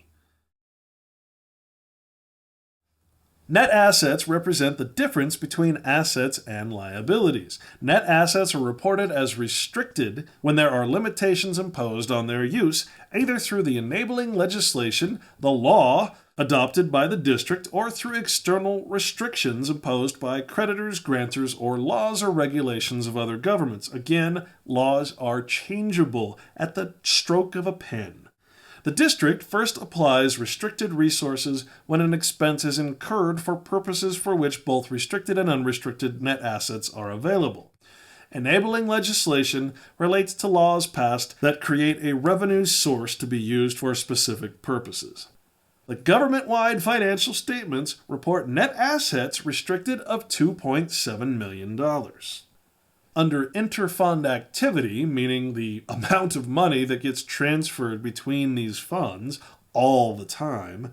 It states that exchange transactions between funds are reported as revenues in the seller funds and as expenditures or expenses in the purchaser funds. Again, a credit or a loss, a positive or a negative. Flows of cash or goods from one fund to another without a requirement for repayment are reported as inter-fund transfers. Well, wait a minute, I thought there was a law against that. I thought that the money that's in one fund had to be paid out to buildings, or had to be paid out to pensions, or had to be paid out for this. Why are you allowing transfers? Something's fishy here. The truth is that transfers happen all the time, and the laws and legal codes that are quoted every time you ask why these funds aren't being used to pay off the debt are only used when it's convenient for government.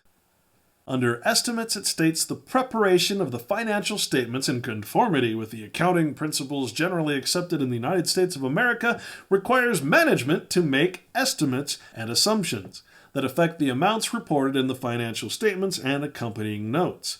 Actual results may differ from those estimates. Oh, that's wonderful.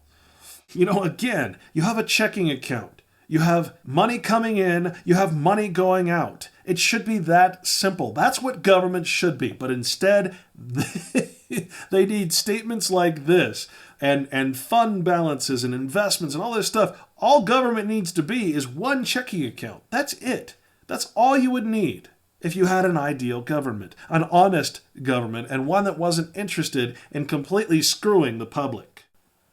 Now, it's always my hope that I can get through to people about this and really make them understand that there is no such thing as property ownership. Under property tax, it states that secured property taxes attach as an enforceable lien on property as of January 1st. So government puts a lien on your property, on your home, on any property that you have to secure debt. This means technically that you do not own property, and that if you do not pay your protection money, your property tax, the government can take your property, because in all reality, you've registered and given that property to government. And this is why it can secure your property with property tax. Taxes are payable in 2 installments on November 1st and February 1st. Oh, that's so nice of them to split it up like that. And become delinquent on December 10th and April 10th, respectively. Oh, wait, they just lost their niceness. Unsecured property taxes are payable in 1 installment on or before August 31st. The county of San Bernardino bills and collects the taxes on behalf of the district. Local property tax revenues are recorded when received. It's so nice of the county to be so gracious and collect and put people into collections for their property taxes, and to do that on behalf of the district. It's as if they're acting altruistically. It's so sweet of them to do that and to put a lien on everybody's home and then take their property. I don't know what it takes to get people to see that they are slaves to this government. They are not in any way a free people. They are not in any way, you are not in any way a property owner. There's no such thing as property ownership if you have to then pay a tax, and if you don't pay a tax, your property can be taken. For God's sake, the Fifth Amendment of the Constitution of the United States states very clearly that government can take your land with due process of law and with just compensation. This is the very basis of eminent domain from this document that we're supposed to worship as if the Fifth Amendment is a right. When something like this is passed off as a right of the people, where it states specifically that your life, liberty, and property can and will be taken by the government with due process of law, that is not a right, because you have no legal recourse to say no. Therefore, the only conclusion we can come to is that there is no such thing as property ownership. Here's note 2 listing deposits and investments. where it states that government activities generated $14.6 million, and there's listed the fiduciary funds, also cash in hand and in banks, cash in revolving instruments, and investments for total deposits and investments of $15.1 million. And then it states under the policies and practices, the district is authorized under California Government Code to make direct investments in local agency bonds, notes, or warrants within the state, U.S. Treasury instruments, registered state warrants or Treasury notes, securities of the U.S. government or its agencies, bankers' acceptances, commercial paper, certificates of deposit placed with commercial banks and or savings and loan companies, repurchase or reverse purchase agreements, medium-term corporate notes, shares of beneficial interest issued by diversified management companies, certificates of participation, obligations with first priority security, and collateralized mortgage obligations. Obligations with first priority security simply means that they become the first lien holder on your property. And now, again, I can't emphasize enough that you understand that this district is required to do these things by state and county law. Here it states under investment in county treasury, the district is considered to be an involuntary participant in an external investment pool, as the district is required to deposit all receipts and collections of monies with their county treasurer. So when we talk about these things, oftentimes it's not even up to the district. It is the state or federal law that these districts and other local governments participate in this fraud, in this organized crime. The fair value of the district's investment in the pool is reported in the accounting financial statements at amounts based upon the district's pro rata share of the fair value provided by the county treasurer for the entire portfolio, in relation to the amortized cost of that portfolio. The balance available for withdrawal is based on the accounting records maintained by the county treasurer, which is recorded on the amortized cost basis. And here's another look at what this special district and other governments actually invest in. Bonds, notes, warrants, U.S. Treasury obligations, bankers' acceptance, etc. It's also very important to understand that these investments are in no way safe investments. Here in the County Treasurer Investment Pool, which is that state commingled fund we talked about, we have a fair value of $14,353,000. And it states that interest rate risk is the risk that changes in market interest rates will adversely affect the fair value of an investment. Generally, the longer the maturity of an investment, the greater the sensitivity of its fair value to changes in market interest rates. The district manages its exposure to interest rate risk by investing in the county pool to provide the cash flow and liquidity needed for operations.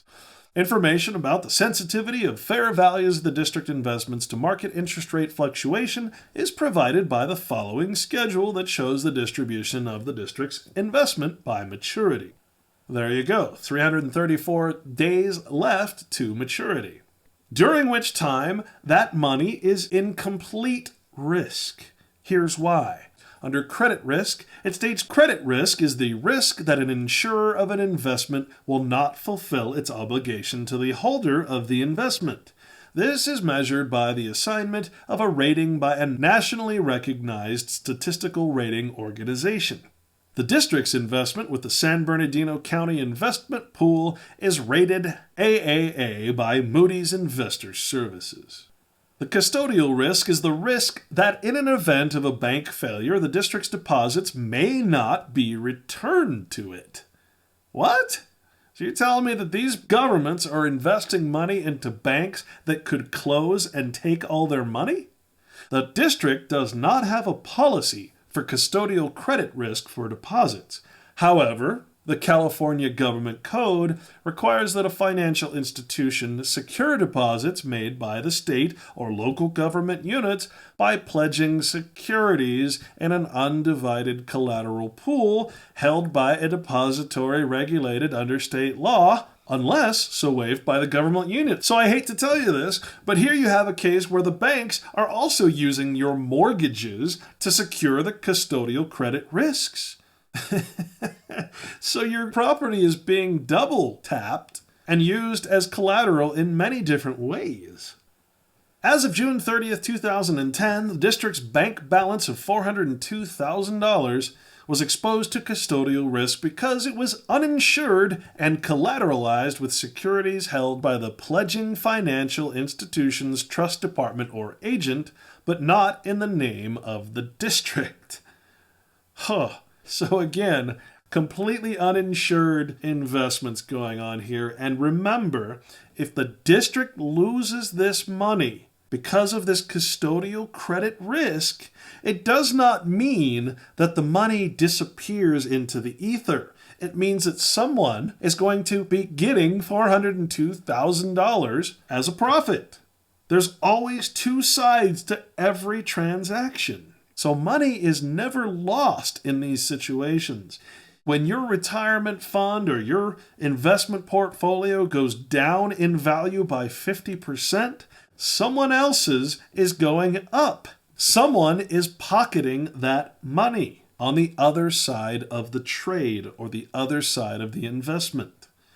California law also allows financial institutions to secure public deposits by pledging first trust deed mortgage notes having a value of 150% of the secured public deposits and letter of credit issued by the Federal Home Loan Bank of San Francisco, having a value of 105% of the secured deposits. Again, using your mortgages without your knowledge or even consent, although you consent by signing the mortgage. The bank owns your home at that point, which means the government owns your home. Your mortgage, your home, is being used as collateral for all of this stuff the government is investing in. And again, it is being used for many different forms of securing and collateralizing debt.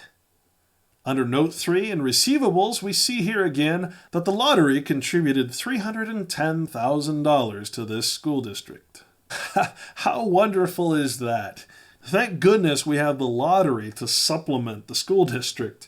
I don't know what we'd do without gambling. Under Note 5, we come to the interfund transactions we talked about earlier, where we see all kinds of money being moved around on a constant basis. Again, the bending or breaking of rules is happening on a constant basis. The laws are only set in place to protect and to use at the government's convenience to tell you that it can't use this money for any other purpose. And here it states that interfund transfers are actually used to use unrestricted revenues collected in the general fund to finance various programs accounted for in other funds in accordance with budgetary authorizations. In other words, they can use those unrestricted funds for whatever they want to, as long as they themselves authorize it. This is like setting rules for yourself.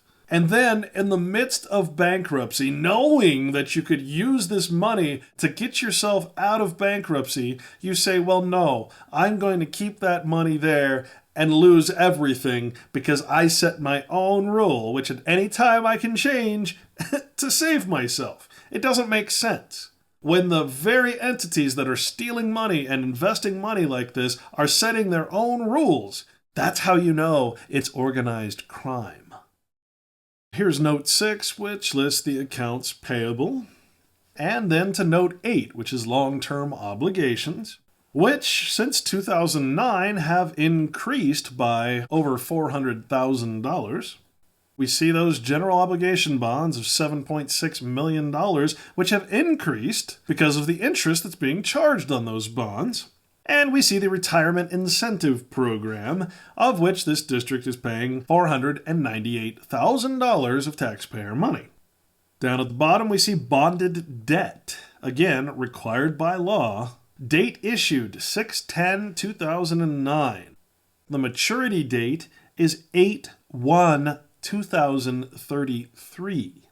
The interest rate is a variable rate from 1.2 to 6.9%. Note here that the accreted value is $17,297. The word accretion simply means an increase by natural growth or by gradual external addition, growth in size or extent. So it's just the amount of debt that's being accrued for this short period of time, which adds to the bonds outstanding as of June 30th, 2010 at $7,617,000 instead of just $7,600,000. On the next section, it talks about the obligation bonds and lists them until maturity in 2034. For 2008 General Obligation Bonds Series A, it states that in June 2009, the district issued $7.3 million in current interest bonds and $300,000 in capital appreciation bonds with an original premium of $517,900. And a cost of issuance of $295,000. The bonds were issued to renovate, repair, construct, and equip certain district schools, sites, and facilities. The bonds mature on August 1st, 2033, with interest yields from 1.2 to 6.9%. At June 30th, 2010, the principal balance outstanding was, as we saw, $7,617,000. Unamortized premium received and cost of issuance of the bonds as of June 30th, 2010 were $496,000 and $238,000, respectively. Issuance costs and the premium are amortized over the life of the bonds as a component of interest expense on the bonds. What does this mean? Well, let's just look at the graph here. We can see that the principal amount of the bonds as of 2009 is $7.6 million, but when we add all of the accreted or added to interest by the end of 2034, we're going to have a total interest of almost double. So by the time these bonds mature, and the school district, or the taxpayers, I should say, finally pay these off, they're going to pay more than double what the actual original cost of it was, at $14.4 million. And so, again, if the school district were to pay off all of its debt today, as mentioned in the beginning of this CAFR, they'd still have $61 million left over. But here we see that instead of doing that, we're going to take out a $7.3 million loan in the form of an interest bond, and then we're going to wait to pay that bond off so that the district and the taxpayers pay an extra $7 million in interest. As stated earlier, the district could pay off all debt today and still have $61 million in assets left over. You know, we could ask, why is it set up this way? But obviously that money is being invested. It is a way for one government agency to borrow from another government agency or bank or anything else and make a profit in a mutually beneficial arrangement. And then, of course, government requires these types of transactions so that it can keep the organized crime business in action. Under the Retirement Incentive Program, it states that the district has a retirement incentive program whereby the district pays 25% of the eligible early retiree's minimum of 55 years of age with 10 years of service. It pays 25% of the eligible early retiree's final year's salary in 3 equal annual payments commencing after the employee's retirement. The future liability to the district for this program is estimated to be almost $500,000. Now again, does it make sense to you to give an incentive to a government employee to retire early and pay the final year's salary in 3 equal annual payments? And then, of course, they live the rest of their life on the pension system, for which is taking trillions out of the taxpayer base every year. Why would taxpayers wish for this type of government ridiculousness to continue? Why would you offer your government workers early retirement? There's no good reason for this type of wasteful spending. You have to work until you're a certain age if you're not a government employee. So why should you then pay for them to retire early? The truth of the matter is that if you're a government employee, you're going to defend this to the grave. You're going to defend the pension system to your grave because you're part of the system that enslaves everyone else, even though it enslaves you too. How do you fight against that? Under other post-employment benefits, it states that the district's annual required contribution for the year ended June 30th, 2010 was $768,619, and contributions made by the district during the year were $489,833. Interest on the net OPEB obligation and adjustments to the annual required contribution were $17,000 and $23,000 respectively, which resulted in an increase to the net OPEB benefit obligation of $273,000. As of June 30th, 2010, the net benefit obligation was $628,000. Again, why are we not using the money that we have to pay off that obligation? We know that this district would have $61 million in assets left over, of which over $7 million is liquid assets if they paid off all debt, this debt included. So why purposefully create debt? Well, I think we've answered that question good enough, and so we'll move on. But I would very much like you to take note that this is the taxpayer contribution to these pension funds, not the employee contribution. The employees are separate. That is paid out of their paychecks. They voluntarily contribute and are forced to contribute, in some cases, that money to the pension system.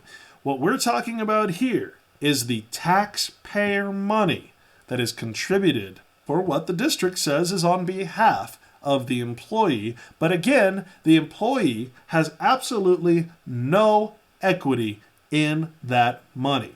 $768,000 of taxpayer money for just this school district is being contributed to the pension system. Taxpayer money. That is completely different than the employee contributions. The pension fund scheme is responsible for many, many, many trillions of dollars worldwide. This money is invested in every major corporation that you can think of. Again, for more information on the Great Pension Fund Hoax, watch the Great Pension Fund Hoax, linked below.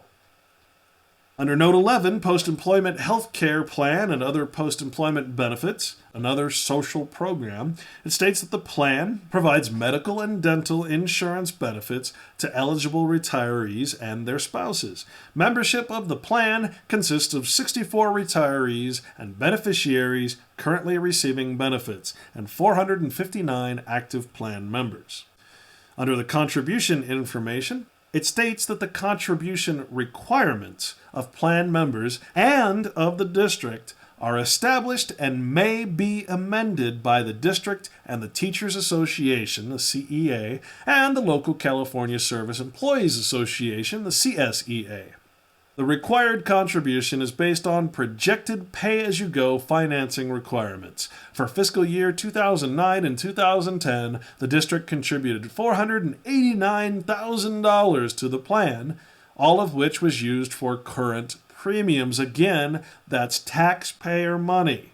The contribution requirements of plan members and the district are two separate things. Listed here is the district contribution. When you see a government contributing to something, that is taxpayer money. Again listed, the annual OPEB cost and net OPEB obligations for these pension funds. And the expense is calculated based on the annual required contribution of the employer. Again, the taxpayer, not the employee contribution. An amount actuarially determined in accordance with the parameters of Government Accounting Standards Board, GASB Statement Number 45.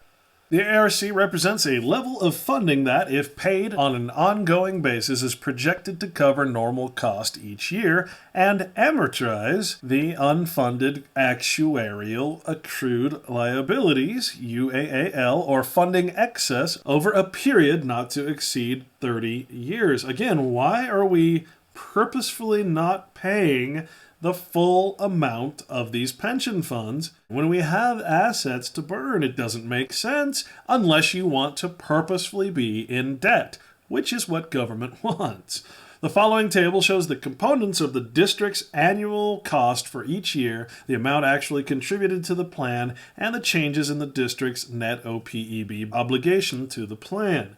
So again, every year, $768,000 of taxpayer money, not employee money, has to go to this plan. Each year, they're not giving enough money. In this case, $489,000 of that was actually paid, which increased the obligation by $273,000, meaning that now that obligation is up to $628,000. Which could be paid off by current assets, but hey, I'm just saying, it would just be logical, I don't know. Under Note 12 in Risk Management, it states that the district participates in 3 public entity risk pools, and again, these are investment funds or pools, JPAs, for the health and welfare and workers' compensation programs, and purchases property and liability coverage through the JPAs. JPA simply stands for a Joint Powers Authority. Refer to Note 15 for additional information regarding the JPAs. For insured programs, there have been no significant reductions in insurance coverage. Settlement amounts have not exceeded insurance coverage for the current year or the 3 prior years.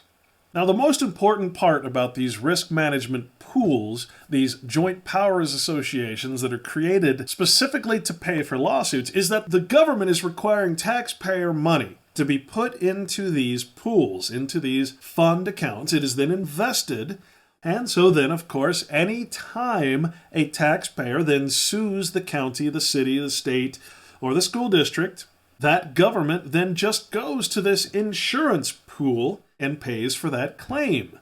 So the local governments, the state governments, and the federal governments who all participate in these risk management funds, these pooled investment funds, allows these governments to basically be off the hook for any and all lawsuits. And then you add to the equation that government specifically sets laws that says that a taxpayer can only sue the city, the district, or whatever government they're suing for a certain amount of money. Whether that amount of money actually pays for the loss or damages to that person doesn't matter. You see, it's law that you can only sue government for so much, and when government loses, it simply takes the taxpayer-funded pool and pays the person or corporation that's suing the government. So, really, this completely puts the government off the hook for any and all lawsuits.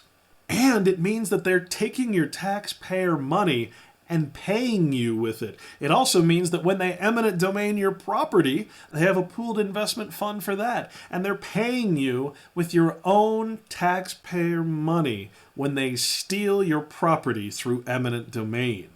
Again, this is how you know you're a debt slave who does not own property.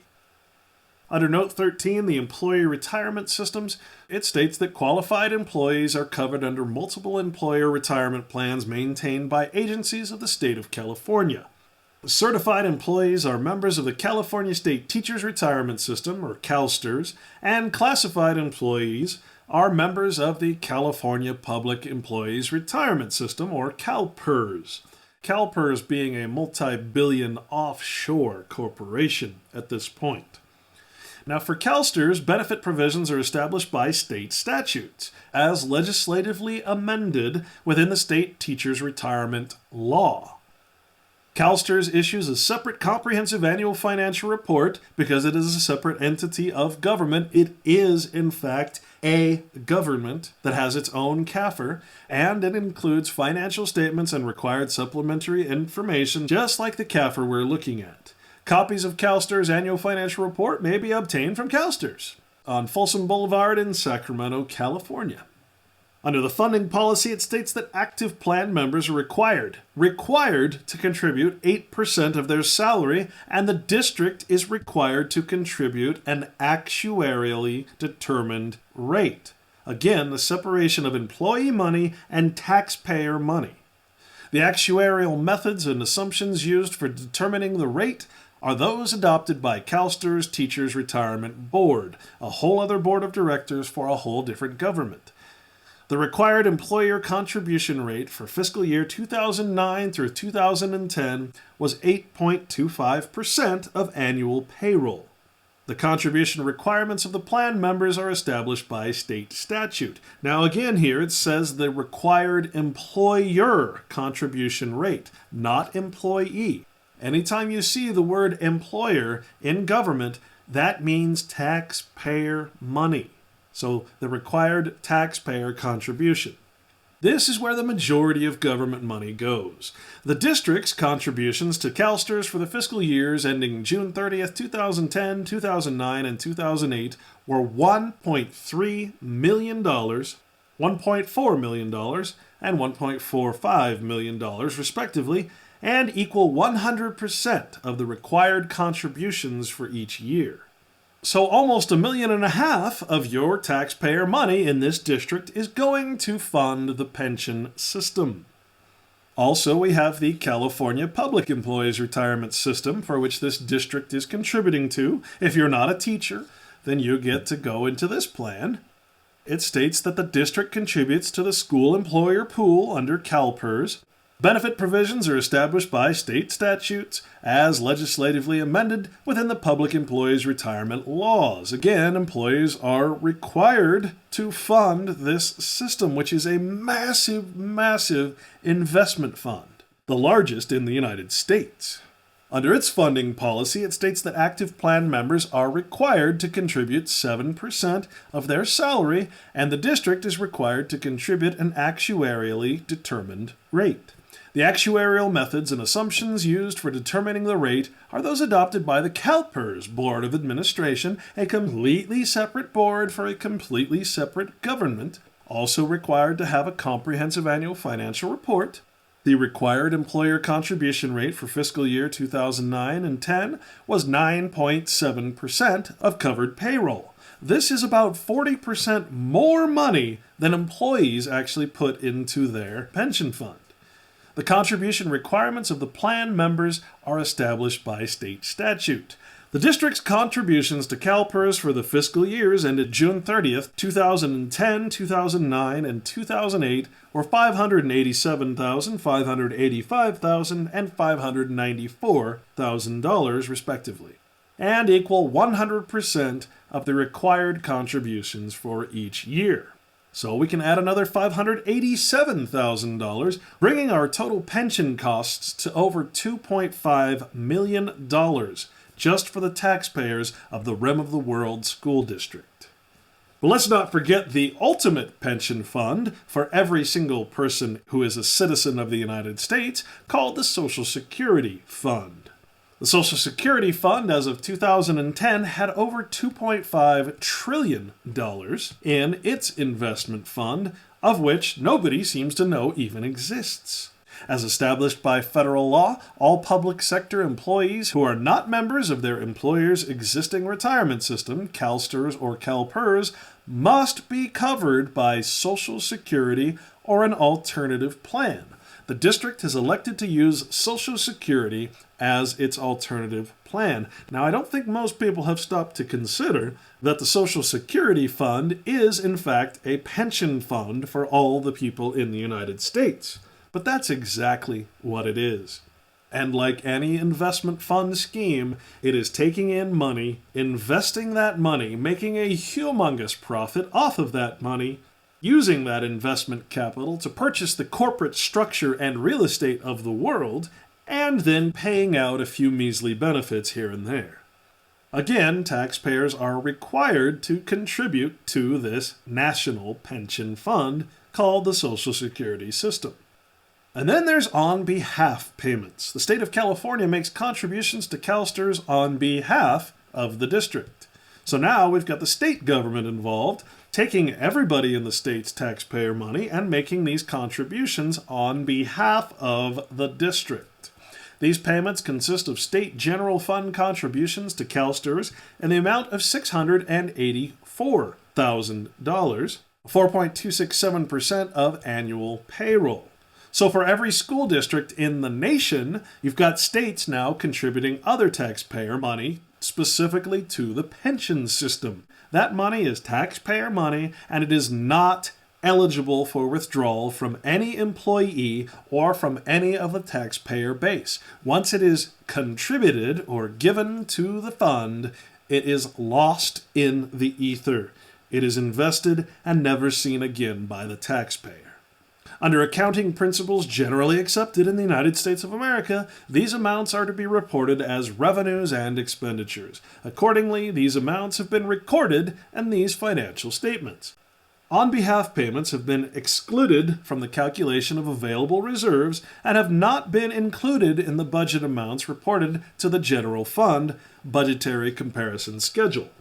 When you see the state, the federal government, and other agencies of government giving money or grants to the school districts and to other governments, both local and state, you can pretty much figure out that that money is going to be given back to government in some way or the other, whether it is contributed to the pension fund or paid through other federal taxes.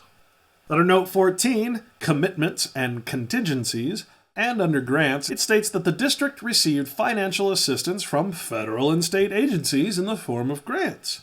The disbursement of funds received under these programs generally requires compliance with terms and conditions specified in the grant agreements and are subject to audit by the grantor agencies. Any disallowed claims resulting from such audits could become a liability of the general fund or other applicable funds. However, in the opinion of management, any such disallowed claims will not have a material adverse effect on the overall financial position of the district at June 30th, 2010. This is basically how the federal government has gotten its claws into every local, county, and state government around. All the districts and everything else are forced to comply with federal rules in order to get this extra money. And of course, that money must be used for federal purposes. In other words, that money comes with rules. And oftentimes, that money goes right back out into the pension system, which then supports the federal government. What we have is a completely collaborative and collective criminal circuit.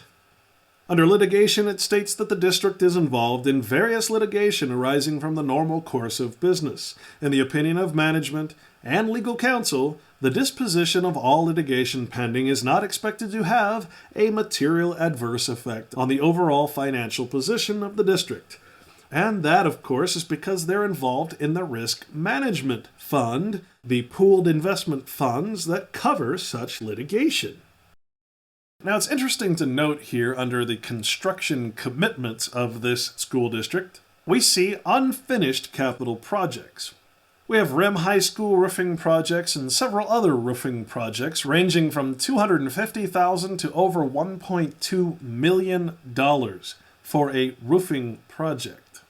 Perhaps most insulting to the taxpayer base is the Valley of Enchantment Elementary School sound system, costing $105,000.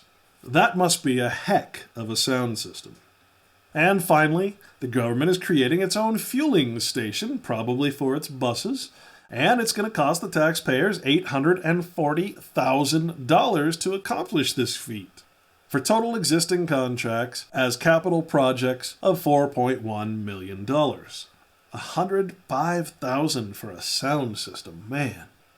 Note 15, participation in public entity risk pools. Here we go again. The district is a member of the Southern California Schools Risk Management and Southern California Schools Employee Benefit Association public entity risk pools. The district pays a monthly premium to each entity for its health and workers' compensation coverage and the annual premium for its property liability coverage. The relationships between the district and the entities are such that they are not component units of the district for financial reporting purposes. In other words, they have their own comprehensive annual financial reports as well. These entities have budgeting and financial reporting requirements independent of member units, and their financial statements are not presented in these financial statements. However, fund transactions between the entities and the district are included in these statements. Audited financial statements are available from the respected entities. During the year ended June 30th, 2010, the district made payments of a little over $6 million to these joint power authorities for the above-mentioned services. $6 million of taxpayer money went for insurance. I don't know if you caught the significance of that, but $6 million to insurance, to a joint powers authority. When we pull up the Southern California Schools Joint Powers Authority, we see Southern California Schools Risk Management. And we could go as far as pulling up their CAFR and seeing all of the money that they have, but just know that the SCSRM is among California's oldest school joint powers authorities. It is a not-for-profit agency serving public schools by managing risk exposures. We provide self-funded and owner-controlled insurance programs for general liability, property coverage, workers' compensation benefits, and construction and commercial insurance.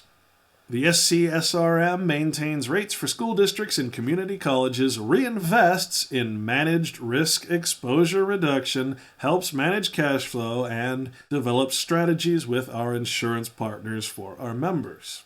They offer automobile liability and comprehensive collision, boiler and machinery, crime, and general liability. And of course, there's 32 of the 58 or so school districts in California participating in this fund, so you can imagine if each school district is contributing over $6 million to this fund, that's going to have a lot of money. Here's a list of the member entities of Southern California Schools Risk Management, and there's Rim of the World. Under Note 16, the fiscal issues relating to budget reductions, the state of California continues to suffer the effects of a recessionary economy. Well, they should make more gambling opportunities. California school districts are reliant on the state of California to appropriate the funding necessary to continue the level of educational services, which are crap, by the way, expected by the state constituency. With the implementation of Education Trailer Bill, Senate Bill 16 of the 2009-2010 Fourth Extraordinary Session, 25% of the current year appropriations have now been deferred to a subsequent period, creating significant cash flow management issues for districts, in addition to requiring substantial budget reductions, ultimately impacting the ability of California school districts to meet their goals for educational services. So your taxpayer money is being deferred. And now we come to the required supplementary information, and we see the governing board, the president, clerk, and the members, superintendent, director of personal services. Then we see that this district comprises an area approximately 110 square miles wide. The district operates 5 elementary schools, 1 intermediate school, 1 high school, 1 continuation high school, an independent study school, and an adult education program. There were no boundary changes during the year. So $6 million in insurance, $2.5 million in pension plan servicing with taxpayer money, all going towards 110 square miles with 8 schools. That seems like a lot to me. And here we see the actual amount of children attending these schools, with the average daily attendance being only 4,247 children. Again, we're talking about a whole lot of money to run a school district for only 4,247 children. Under the supplementary information, we start to see some more of the governmental funds, in this case, non-major governmental funds. And we see the Adult Education Fund, Child Development Fund, Deferred Maintenance Fund, for total non-major governmental funds at $2.5 million. And once again, we see the independent auditor's report on compliance with requirements that could have a direct or material effect on each major program. Now, what I want you to really take note of here is this paragraph, because this says it all.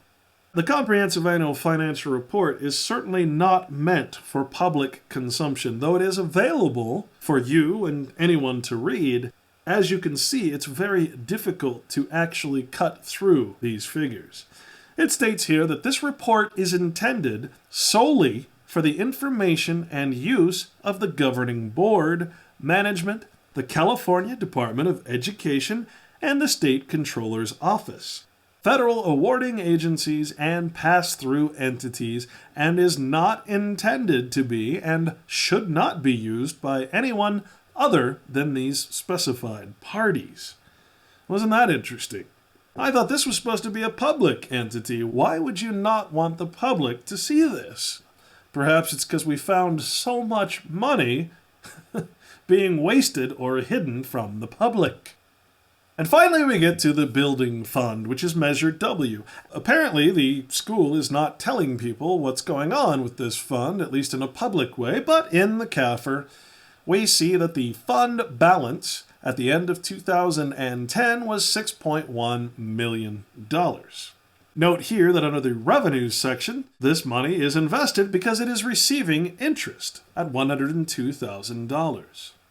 The district is authorized under California Government Code to make direct investments in local agency bonds, notes, or warrants within the state. And we've covered this before. Basically, it's saying that Measure W funds can be invested just like all of the other funds in government. And once again, we see that the district, the rim of the world school district, is considered to be an involuntary participant in an external investment pool.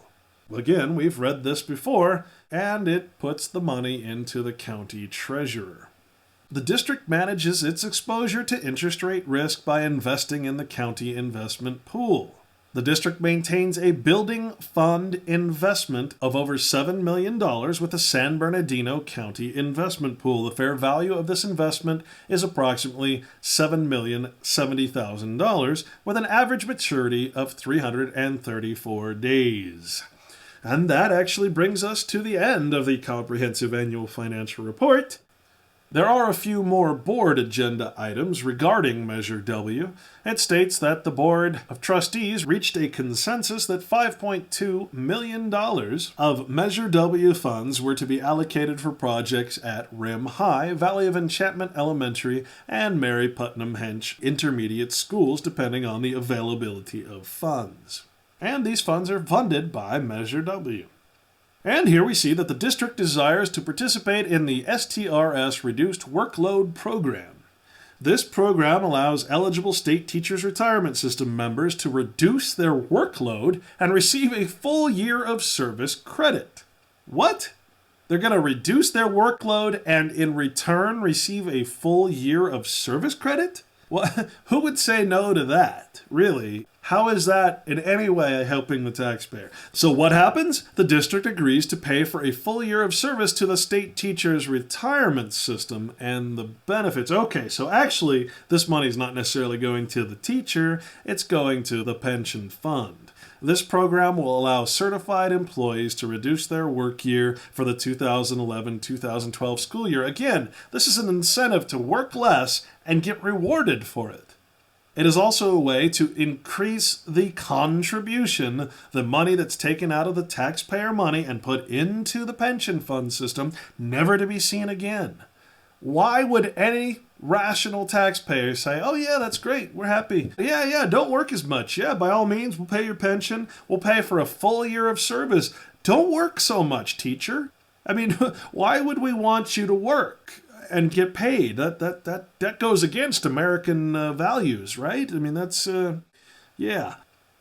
Well, that brings us to the end of the Rim of the World School District's Comprehensive Annual Financial Report and to the end of this movie.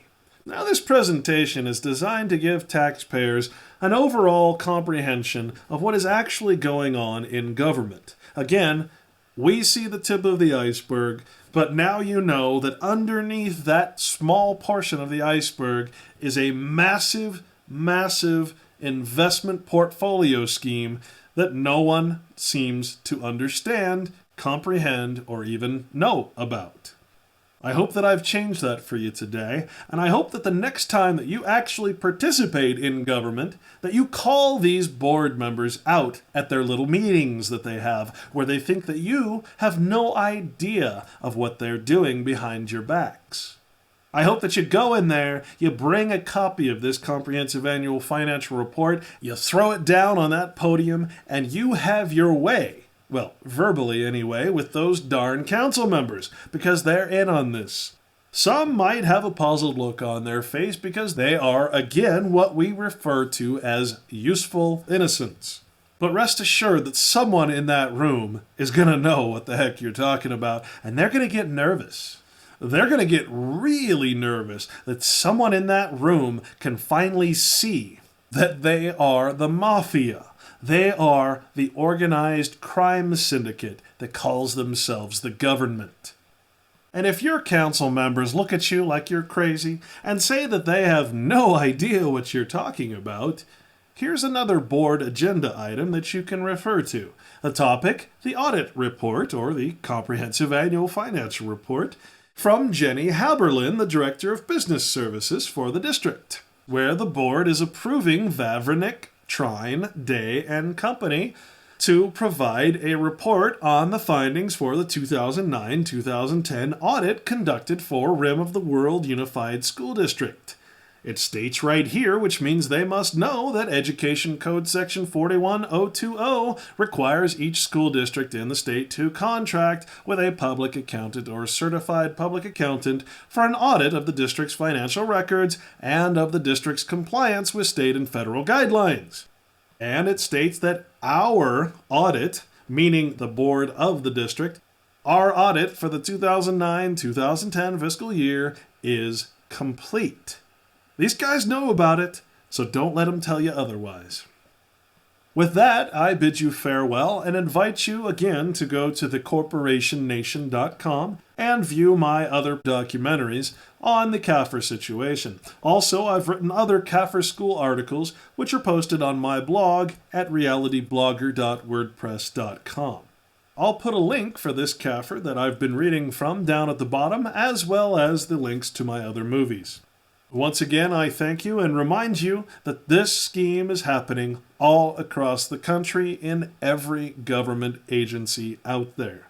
And only you, and you alone, can make a difference by standing up and saying to these people that you understand, that you comprehend, and that the gig is up.